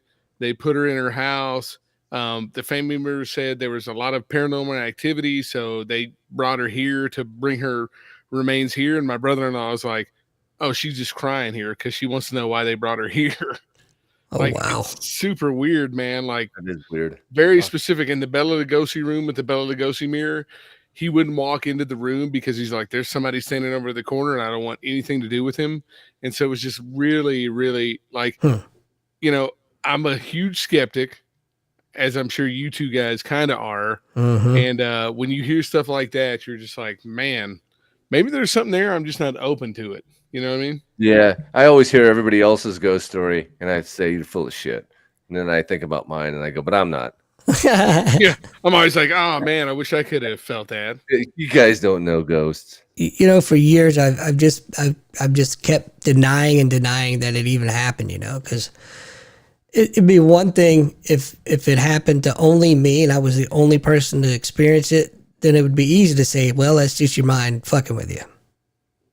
Easy to chalk it up to that. But when multiple people have experienced the same freaking thing that you just did, yep, you can't deny it. You can't deny that it happened. You can't prove it, but you can't deny it.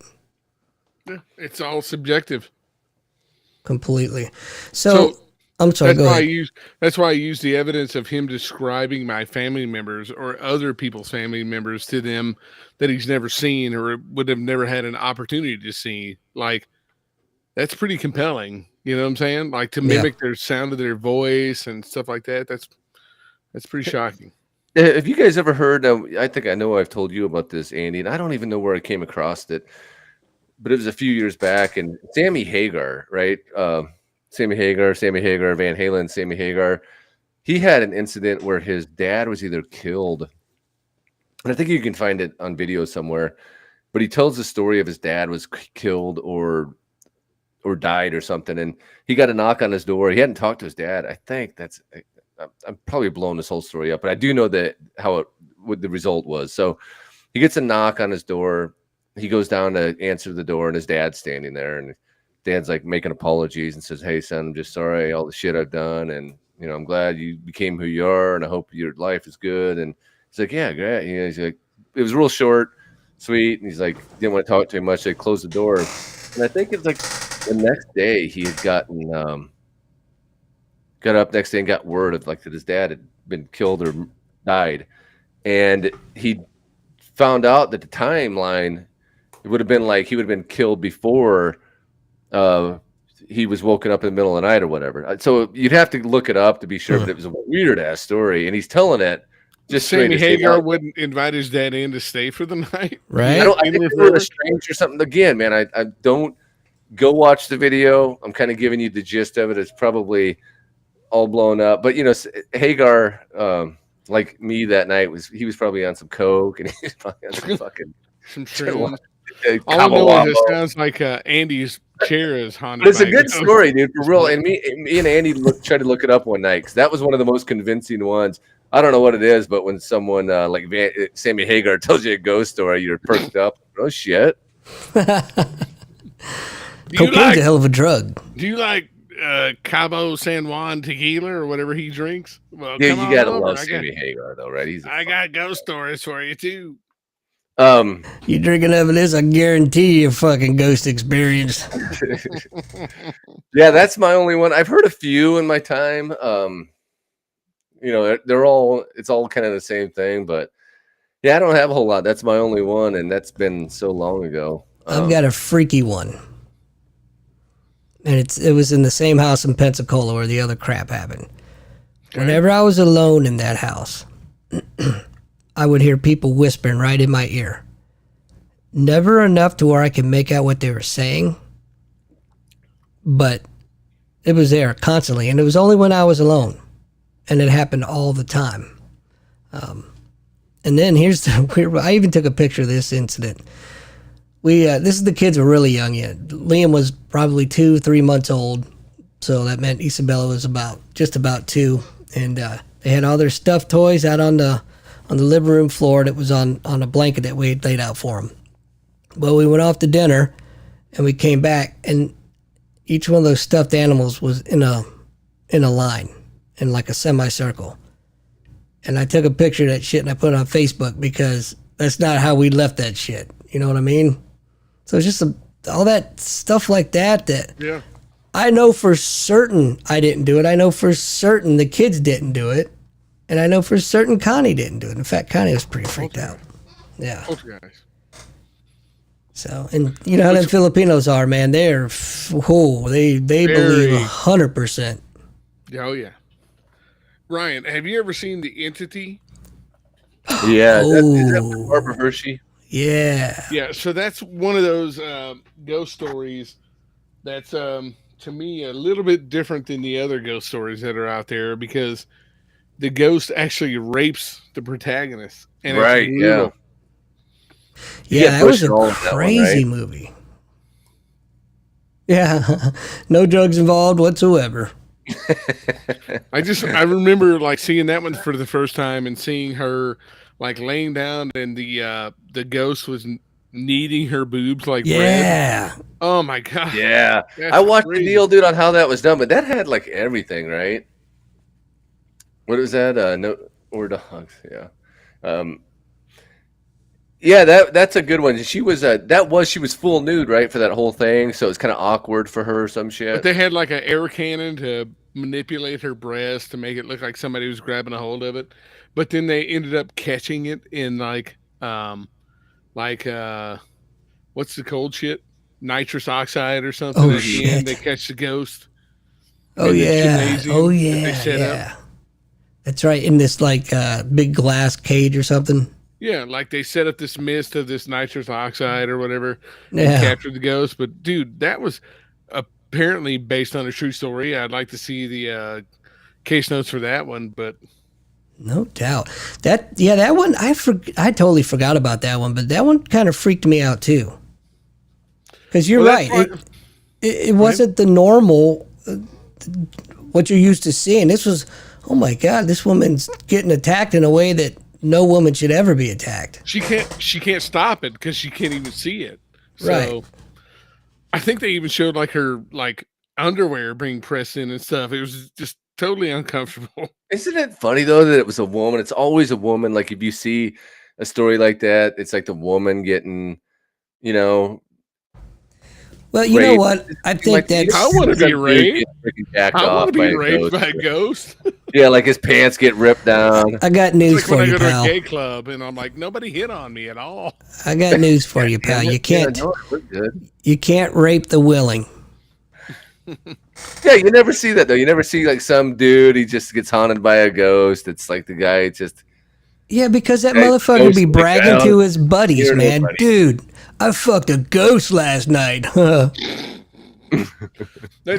was kind of my segue to like really great horror films that are just good for background on Halloween night.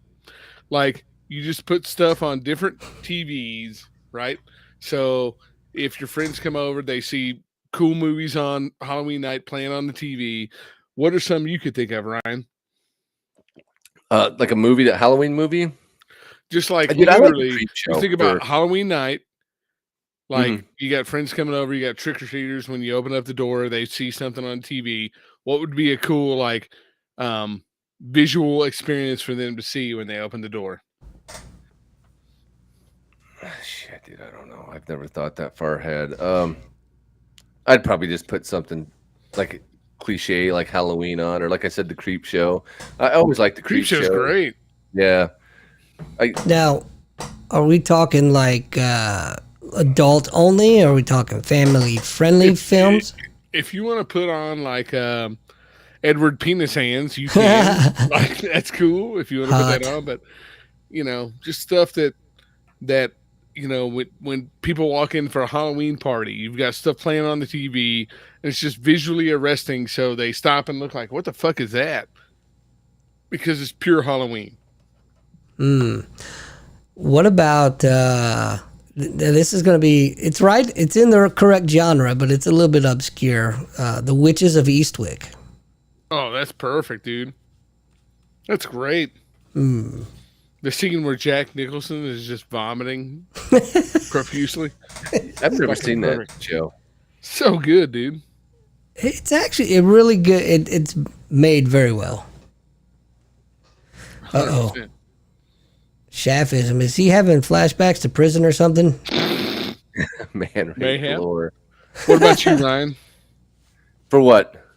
You just had the Halloween extravaganza movie. Oh, I just told you. I said I'd probably put on like Halloween. I'd probably do the Creep Show.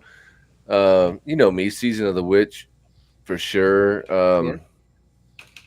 Dude, I pulled out the Friday the 13th the other day because it was Friday the 13th. So I watched I watched 2. Then I went to 3. And 3's fucking cheesy as shit. Am I right? It's 3D, so yeah, and you can tell it's so bad. Like you can see him. Like there's a freaking broomstick being aimed at the camera, and it's like everything's over. So over exaggerated. Yeah, you got the eyeball popping right out at you. Yeah, I'd probably do. I'd probably put something like that on. That's a great choice. Ghostbusters. Yeah. Wow. Yeah, good choice. Ghostbusters is great. What about Night of the Demons? I've never even heard of that. I've heard of it, but is that the 2009 one, or is that House? It's 80 movies with Linnea Quigley and Angela or Amelia Kincaid. Oh, okay, yeah, right. And she's where all they go to weird, right? Yeah, she's always weird. Yeah, man. They go to a Halloween party at a funeral home, and everybody gets possessed by demons. Like Linnea Quigley. Oh yeah, right. Makeup in her tit and shit. Oh wow. Was it like some big fatter guy that got like he's chasing her around? Oh yeah, Oinker. Oinker. Like Return of the Living Dead. Yeah. That's a perfect movie. Poltergeist for sure. Halloween. I gotta come back Poltergeist. I've got another one. Zombieland. Yeah. Oh yeah. That's perfect. Yeah. That's perfect because you got the death of Bill Murray. Right. That's a great one. Remember that? Somebody looked like, remember Eddie Van Halen? Yeah, I ran into Eddie Van Halen the other night. Somebody looked like Eddie Van. He's a zombie now. What do he look like? Eddie Van Halen. Did you guys ever see Murder Party? No. I don't think I have. That's a Jeremy Saulnier movie. He did Green Room. He did Blue Ruin. He did the new Trauma Toxic Avenger remake. Murder Party. Oh, is that the one where it's like a costume party? They invite this guy to the Halloween party. Yeah, and he gets there and just everybody's trying to kill him. It's fucking perfect. I have seen that. Yeah, so I probably because of Green Room, because I loved Green Room. Yeah, oh yeah, it's great. Andy, if you haven't seen any of those, you got to see those. They're great. So Green Room, and what's the other one? Blue Ruin, Murder Party. Yeah, Green Room's that's a great movie. And then the lead actor, right? He died shortly after that. Probably. I think he got hit. Didn't he get trapped between his Cherokee and his garage door? Green Room guy got killed, but not the Murder Party guy. Yeah. Anton Yelkin or something. Okay. Whatever his name is. What about the Autopsy of Jane Doe, Ryan? Dude, I love that show. That was good. There was a couple, we got Esteban here, and a couple of them I think I brought up to him. I can't remember what it was. Maybe he'll remember. He's in chat right now, but it was kind of one of those ghost stories. It was kind of like what was the one you just said, Doc? The autopsy. The Autopsy of Jane Doe. Yeah, and it was kind of like that, but they were in a sheriff's station or police station, and they had arrested somebody. I can't remember what that was now, but like I said, maybe Estef can. Last Shift. He remembers. What was it called? What? Last Shift. Yeah, that's it. The Last Shift. That was surprisingly good, I thought. Yeah. Oh yeah. And then the last one I have for like best background Halloween movies is May. You ever heard of that? I have. Is that where she's a baby? Angela Bettis is a weird girl, and she has trouble like finding men. So she starts dating a bunch of men off weird websites and cutting off their perfect parts to make a Frankenstein man. Okay. So it's not about a baby. No, it's okay. Because you just moved right over that. May Candy just kills everybody and makes the perfect person to have sex with. Sounds like daddy issues for sure. Yep, 100%. That's a good one. Yeah, I like that. You know what, man? I one of the ones I always liked. I think I might be the only one who's ever seen this, but I recommend it, and I don't know if you've seen it, Doc. Andy, you probably haven't, but I always liked the ending of it. And I liked what it meant, and it was pretty slow, but I thought it was a great, like, kind of a possession story, in a way, an explanation of why people do, like, serial killers and shit like that do bad things. But it was called Session 9. Have you ever seen that, Doc? Of course. Yeah, I love that. I haven't seen it in years, but I loved it. When I first seen it, again, I was late to the game. I think I had read about it somewhere, and it was already like asbestos removal team gets destroyed by a haunted entity inside the facility. Yeah, and let's not ruin it for Andy, because that's one I think you should watch. I've seen it. Oh, you have seen it? Yeah. So now, what did you guys make of that? Because I've heard different takes on the ending. I'll be honest. In time to make an accurate assessment, I'll tell you that. I don't really remember the ending, to be honest.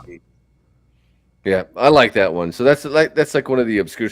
Doc, I'm gonna bring up another one, man, that I have never heard, and I know there's a cult following, but I recommended it to you a few years ago, and then you watched it and loved it, and we get made fun of by another friend of ours. And you know what I'm gonna say, Mandy. Genius. Yeah. Panos Cosmatos knocked it out of the park with that one. Yeah. Yeah, he killed it. It's a simple revenge movie with a lot of nuanced takes on the genre, but they also used beautiful cinematography. They used like amazing colors that just popped. Abhorrent violence. It was just great.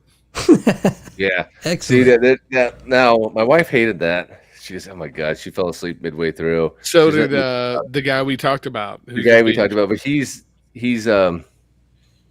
gentle. He's a gentle being. He wouldn't understand the whole revenge plot, because like I always say about him, he's the guy that if he's walking down an alley with his girlfriend and someone jumps out behind a corner, she immediately knows to just hand her purse over. Running out. He's running Here's my purse. This guy, don't worry about him.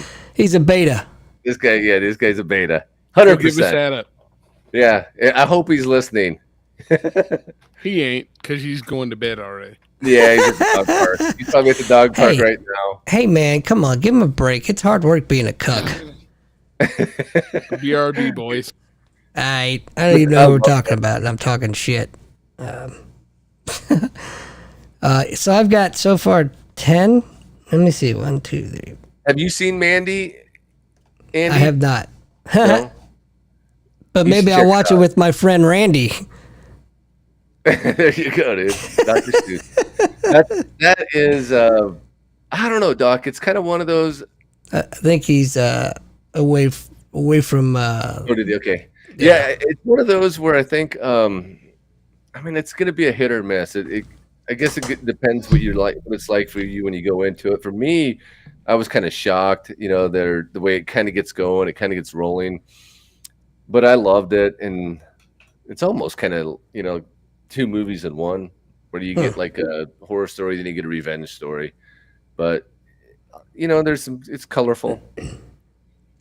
I've been watching, there's a series on Netflix. It's Haunted Something. And basically the premise is they get people to come in and they tell their ghost stories that happened to them or whatever the case may be.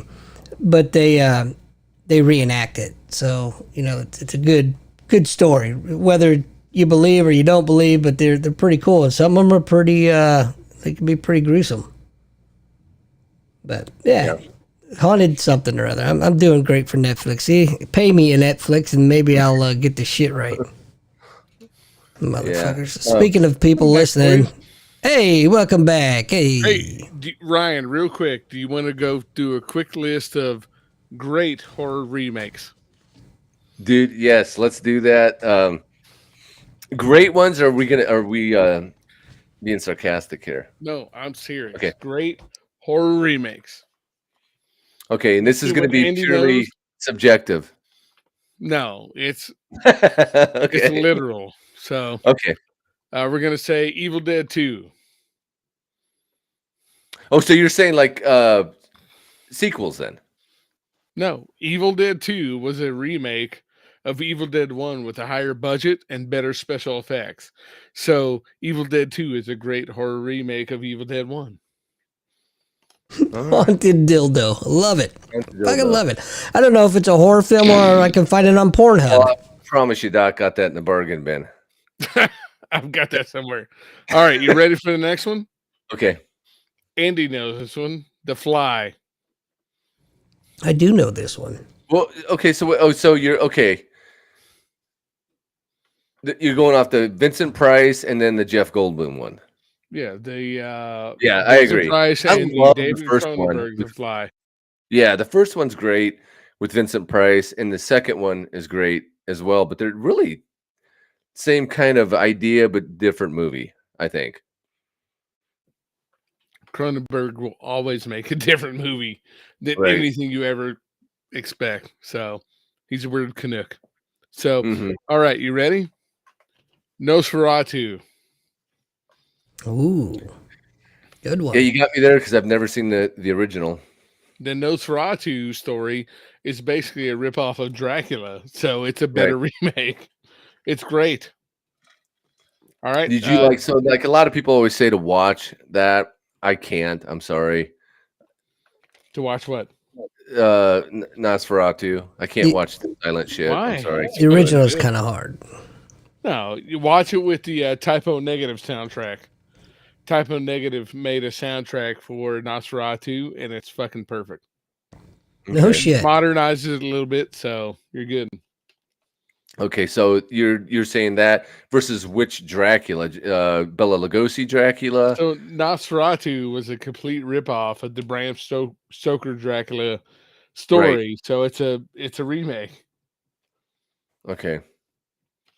So all right, Dawn of the Dead. Did you like the second one was 2006 with Ving Rhames? Is that the one would that be the remake? That's the remake, but the original one was from 1978 from George Romero. Yeah. And we were all big into those back then. So that's what we would do. We'd go to the video store, rent Dawn of the Dead, Day of the Dead, of course, this Halloween's and Friday the 13th and shit. So that was a really big movie that everybody loved, and it's really held strong, right? Yeah, they both have. The original and the remake have both done really well. Written by James Gunn, directed by Zack Snyder. So perfect movie. Yeah, I got to rewatch those again. I want to redo the old one, and then there was Dawn of the Dead, Day of the Dead, right? Dawn of the Dead was the first one.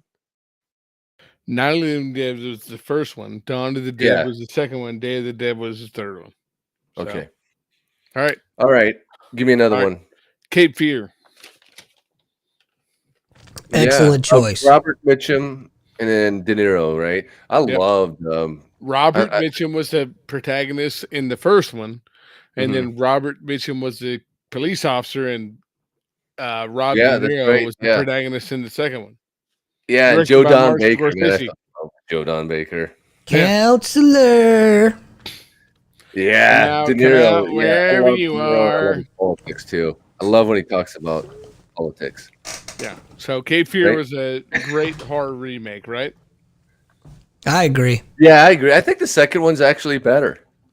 Yeah, of course. That's why I'm saying, like, these are the ones I think are better than the original. So if you agree, say agree. If you don't agree, for sure. Okay. Yep. Bram Stoker's Dracula. Now, I really like that movie. The Francis Ford Coppola's Dracula was great compared to Todd Browning's Dracula. Yes. The symbolism, how they mixed in historical fact with fiction. Yes. Man, it was just so well done. The blood. There's so many hidden meanings in that movie. The style they made the movie in, they used old school, like reverse projection. They used forced perspective. They used all the old school, like, filming techniques to make that movie. And you can see it when you watch it. It's fucking crazy. Like the shadows and, Gary Oldman's costume design. Like, that's a far superior to Todd Browning's Dracula. Oh, sure. Totally concur. I even went really deep on that movie, and I thought there was a lot of symbolism of drug addiction. Yeah. Oh, yeah. 100%. Man, deep. I went way deep on that one. So, Ryan, what say you? Well, when I seen that one, it was like early 90s, right? So that was the last time I seen it. To me, it was long, right? I mean, it was a little bit long, lot more detail, closer to the book. And you're talking the first one was Lugosi, right, Doc? The first one with Lugosi, Todd Browning's Dracula, versus Bram Stoker's Dracula, directed by Francis Ford Coppola. I mean, I could go with the easy one and say, I get that, but they're really two different stories. If I was going to go by accuracy to the book, I would say the second one. But I do like the Lugosi one. I know a lot of people. It's a classic, man. Yeah, I like the quiet. Like, I like the castle. I like when Renfield comes in. I like all of that, and I like Lugosi. So yeah, I mean, it's a push for me. Okay. What about The Blob? Wow. Well, the first one's got Steve McQueen, so that one. The second one has Kevin Dillon, so yeah. Okay, shit. Oh, well, that sold it for me. Holy let me think that Kevin Dillon. That guy's that guy, by the way, is a mixture of freaking Ethan Hawke and Matt Dillon. Nothing can stop the Blob. Go back to Bram Stoker's for just a second, because I just sat here and sang its praises, but I can't go without saying how bad of a job Keanu Reeves did in that movie. Oh my God! And I'm actually a Keanu Reeves fan, but it was horrible. You gotta go down. No way. He's pretty bad, and other than John Wick, but he's still bad in that. I mean, he's trying to use the British accent, and it's terrible. Oh, it was like, bro. Him and Daryl Hannah were two of the worst. I mean, they should have got married. But I like him as an actor. I think he's a fantastic person. Everything that I've read about that dude, he's philanthropic, and he tries to be as normal of a dude as he can be. He takes the bus and shit like that, but he can't do an English accent in his fucking life. All that money can't buy that shit, can it? Hello, mother. I'm writing you this letter to tell you that Dracula has been sucking my blood. Bro, I'm a slave to his bro. You got any more, Doc, for us? All right, yeah. I got two more. Fun. All right, so Maniac. Okay, so the first one is that's first more. It's Bill Lustig's directorial movie. He has Tom Savini doing the special effects, and it's basically a guy going around killing hookers, taking all their body parts and taking them back to his house, and sewing them up on a mannequin. And the remake has Elijah Wood in a first-person point of view. The entire movie is first-person point of view, killing people and doing the same fucking thing. But I would say the first one. The first one's more raw, right? Like it's kind of the guy in the apartment. It seems more realistic. The wigs on the dummies, the scalp on the dummies. I did like the first kill when Elijah Wood kills that girl. The knife. It was through the chin up through the head, right? Yeah. That was really cool. I'm just saying they're great horror remakes. I'm not saying they're better than the original. Mm-hmm. I'm just saying they're good. Okay, I got you. So yeah, I agree. Anything else? I'm trying to think of some myself right now, but the last one I've got on here is Let Me In. Oh man. So I've seen both. The sequel, the original Andy is Let the Right One In. And it's about a 12-year-old vampire who has an adult male trying to protect her, like her Renfield or her ghoul. And she goes around sucking blood while the adult male who's younger than her tries to protect her. And she makes friends with the 12-year-old buddy who really isn't old enough to process what's going on, and he's getting bullied. So things go good for him, bad for her, and it all works out. Right, Ryan? Yeah, absolutely. Here's Wolf Creek. I know, Doc, you don't like those. I do like the Wolf Creeks. I know the first one was a little slow. He didn't get to the killing until later. If you've seen did you ever see the series on that? The very first series? I saw the movie and haven't watched anything else. Okay, you got to watch this series, dude. It's great. But that's a good one. Wolf Creek. I even liked 2, and they're supposed to come out. They've had 2 series based on it.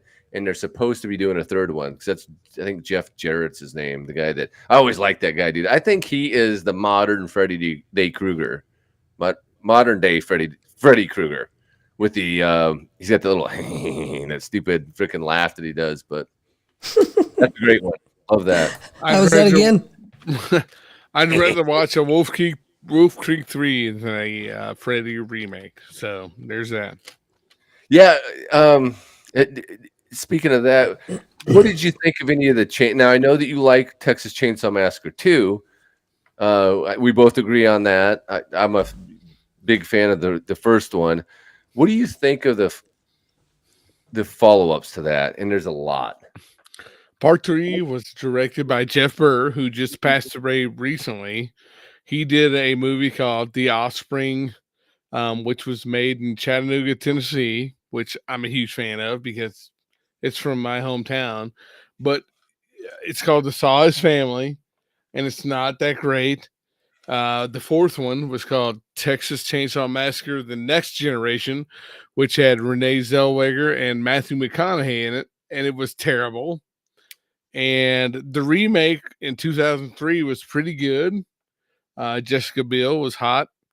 But everything after that is just hogwash. Okay. They had that Hulu one. Hulu just released one, and we talked about that, where they were like bringing in a bus of victims, where Leatherface just gets on the bus and kills everybody in there immediately. So there's no backstory. It's just like bring in victims, kill victims, and get on with the story. Sounds like a 380-pound lady at a buffet. It was not good, Andy. It was no, it was fan terrible. service for sure. Yeah. What about The Thing? It's the best remake ever. I've never seen. Yeah, it is great. I've never seen the first one. The Thing from Another Planet. Carrot Top Killer. It has the same themes as The Thing, but not as extreme. So The Thing is the best remake ever made. 100%. Yeah, I agree, dude. I love that show. And I got to watch that again before the Halloween gets here. That's a great show. And it's got Kurt in it, man. He's so good. Not bad for a guy that doesn't pay attention to horror films, huh? Not bad at all, buddy. What's your favorite horror movie besides The Exorcist, Andy? We talked about this last week. I'm gonna go with Nightmare on Elm Street. Even though I just rewatched it and it didn't hold up as well, I still solid choice, man. It's a nostalgic movie for me, you know, because I watched it. You know, like Ryan was talking about, HBO was always on HBO or whatever, one of the damn services. So I watched it all the time. Nightmares? Do you remember that one? What's that? Freddy's Nightmares or whatever the hell it was called. Oh, I think it was that. He had a series that. What was it? TV show. Yeah, it was a TV show. So they had a Friday the 13th TV series, which I watched all the time. It was kind of like Night Stalker, The X-Files, which I loved both of those. And then he got real popular and had like a Freddy's Nightmares. I thought that's what it was called, but it would be on generally later at night. I can't even remember what the hell they were about, but I know I watched them. I remember it vaguely, but I don't remember watching any of it. Mm-hmm. Yeah, I'd seen the first one on the HBO Loop, the Nightmare, and then I think every other one in the theaters. You know, it was just one of those things you did, you know. It was you had to have a Tales from the Crypt style show. Yeah. But then Tales from the Crypt, remember that? God, that was huge. Remember The Hitchhiker? Do you remember Vaguely. that? Yeah. Oh, yeah. Vaguely, yeah. So that was an HBO, I think HBO, right? But it was the guy, he was walking, he was like the crypt keeper of the crypt keeper. Oh, yeah. He'd hitchhike, and he'd tell I can't even remember how the hell it went. It's been so long. But that kind of was one of those series things, like, and then I think Tales from the Crypt, Tales from the Dark Side, which Tales from the Dark Side was good. I mean, especially considering, I think you got that on just regular television. Yeah. What that came on? It's like what, a Friday or a Saturday night late. I think I don't remember. Yeah, I can't. It was like that. It would be on later at night, 10:30 or whatnot, and it would just be tales. A lot of the stories were taken from real authors, Matheson, King, people like that, and they just turned them into little, 30-minute shows. There's also another one called Monsters, which I think it was almost like that, but they were good. And back then, we got a lot of that stuff. I think that even Spielberg jumped into it with Amazing Stories. So he kind of had his little anthology thing, and it was more kid-friendly, more family-friendly. I do remember that, yeah. Yeah.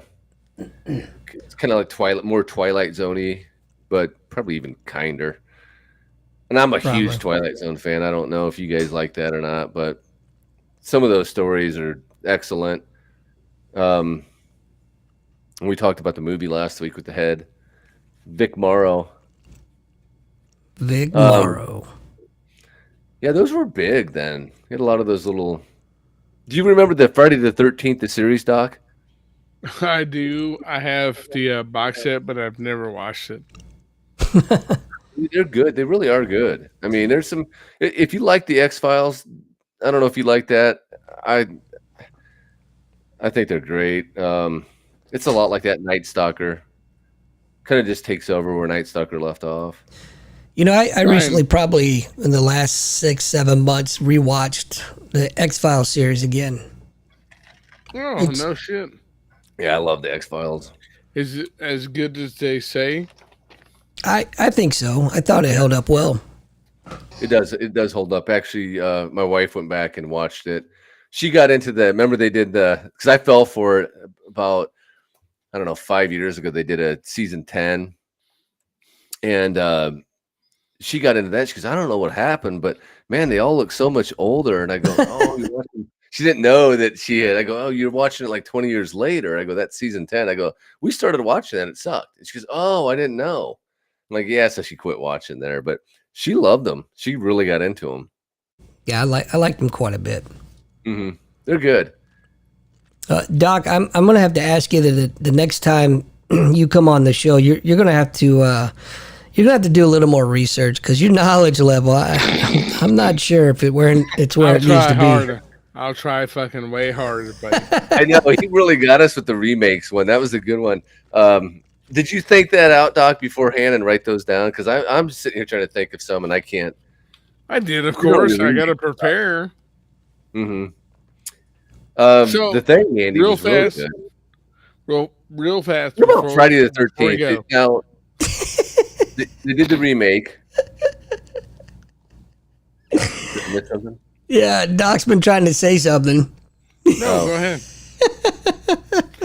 Ryan, what do you think should be remade or should have a sequel added on to the movie? Nothing right now. We got to get out of this fucking woke funk we're in. I tell everyone this. I used to want to see a lot of my shows. You guys know I'm a big Magnum PI fan, and they remade Magnum, and it fucking Higgins is fucking Magnum now and shit like that. I tell everyone this. If you love a show, if it's dear to you at all, you do not want that shit remade right now. Hope that they stay the fuck away from your favorite show. Whatever it is, if it's dear to your heart, please, Hollywood, stay the fuck away from it because they will ruin it.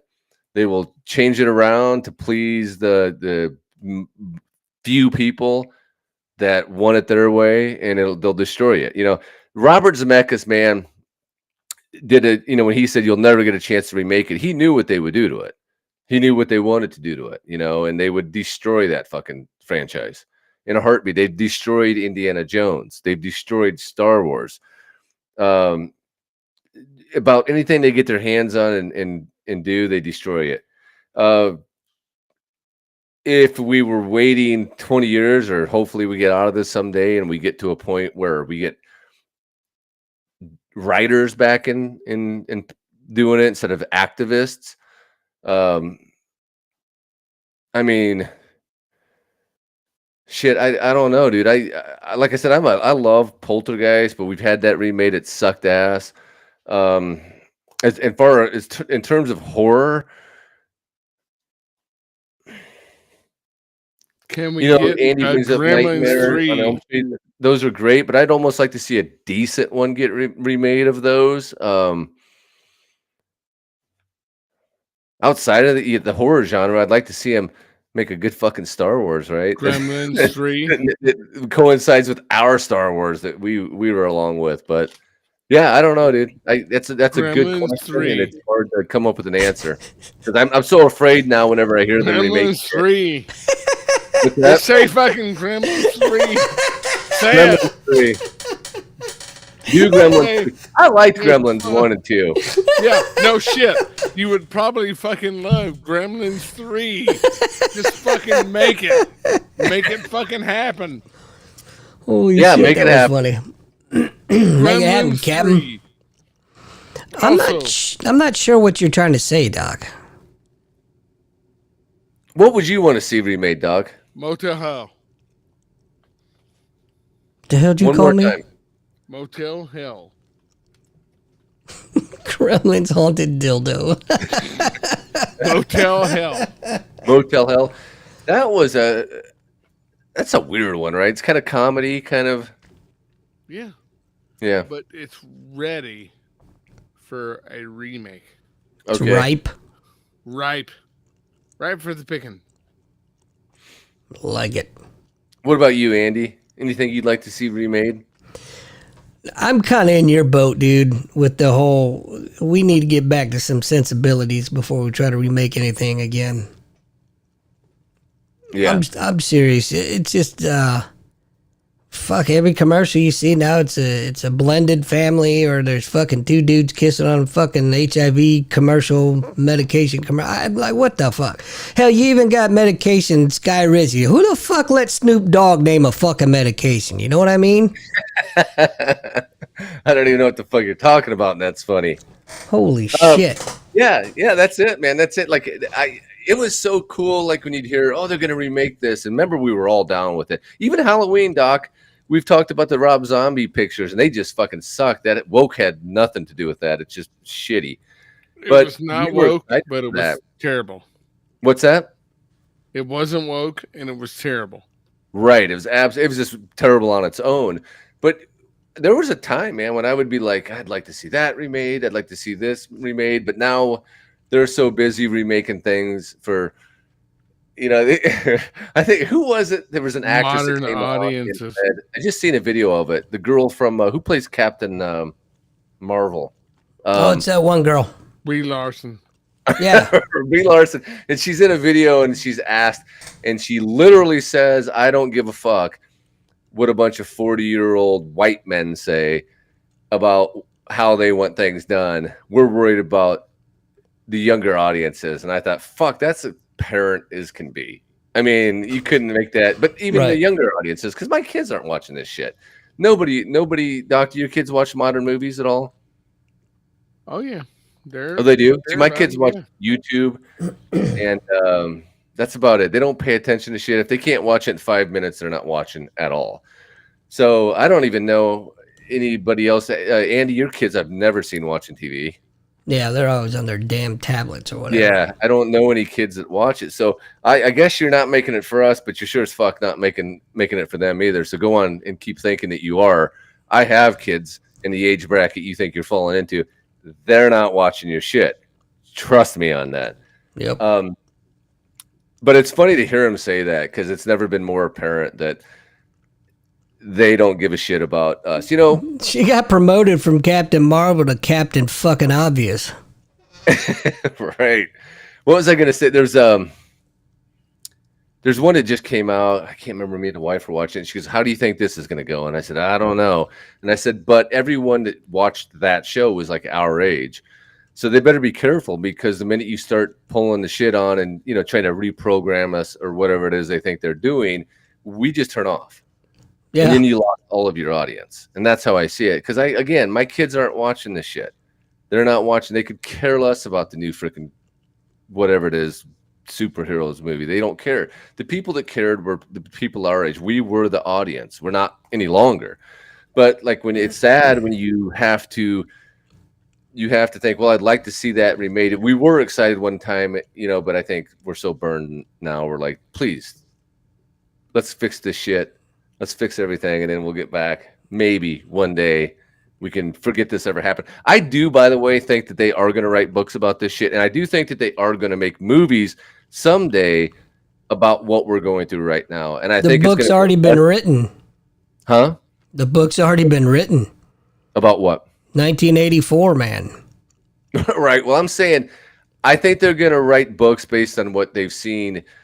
You can take Disney as a good example of literally, what is it? Indiana Jones. They've destroyed it. Star Wars, it's destroyed. The Marvels. I was never a big comic book reader, but I do know that people hold it dear to their heart. They embraced it, and they've destroyed that with their views, and their ideology. It's a shame, and I think that probably the future of modern movies is going to be making fun of this era, and that's probably where we'll get our real laughs, and we'll all come back to the television set and go, oh shit, can you believe they did that? I hope so. I don't see how they can't. They've just look at Disney stock, man. Like that's a tell-all, right? You go from 2 years ago, it was like almost $200 a share. It's down to like fucking last week it dipped to like $78. What a shame. I know that Bidenomics is working, but I don't know, man. That's quite a drop. When you invest in something, you hope that you get a dividend. I'm gonna tell you this right now. You need to show a little more respect.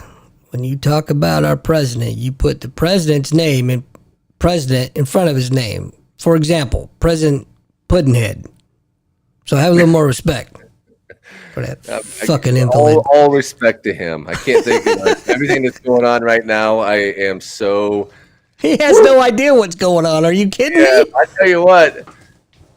I'm like, man, I thank God he's in charge. He thinks he's still in the White House. Yeah. Mr. President, we need to get back on the plane. What plane? We're in the Oval Office. No, sir, you are in Israel. Yeah. Snagglepuss.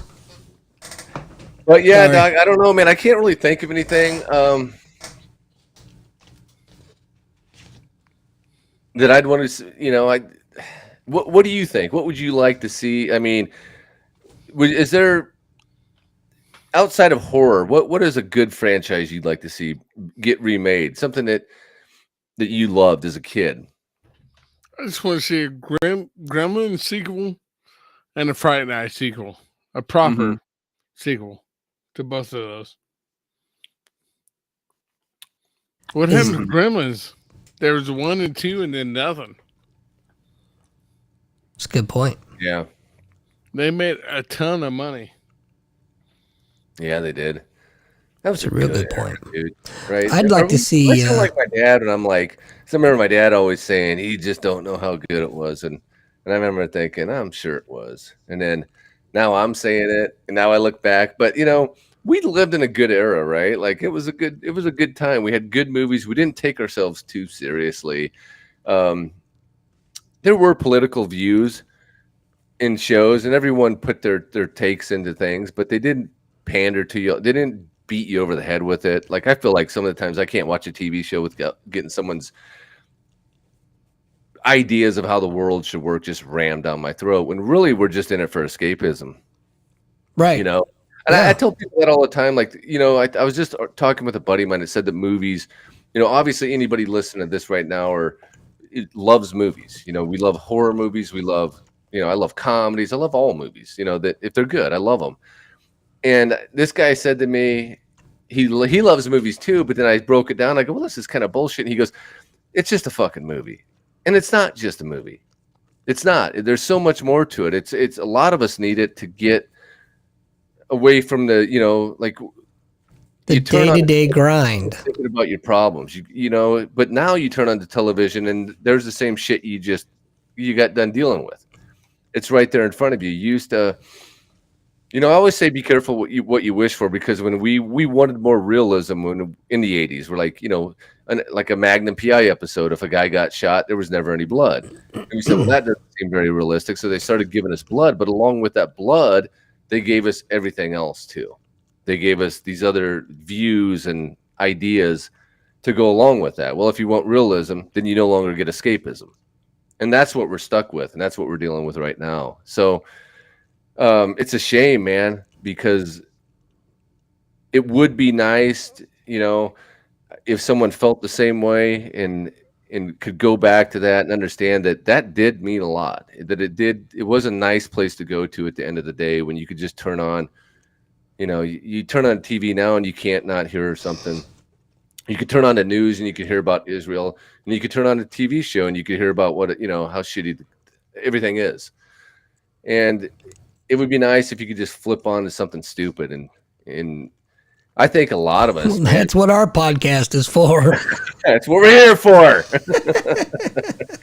But I think that anybody that loves movies is in denial if they say that they're not important and it's just a movie. And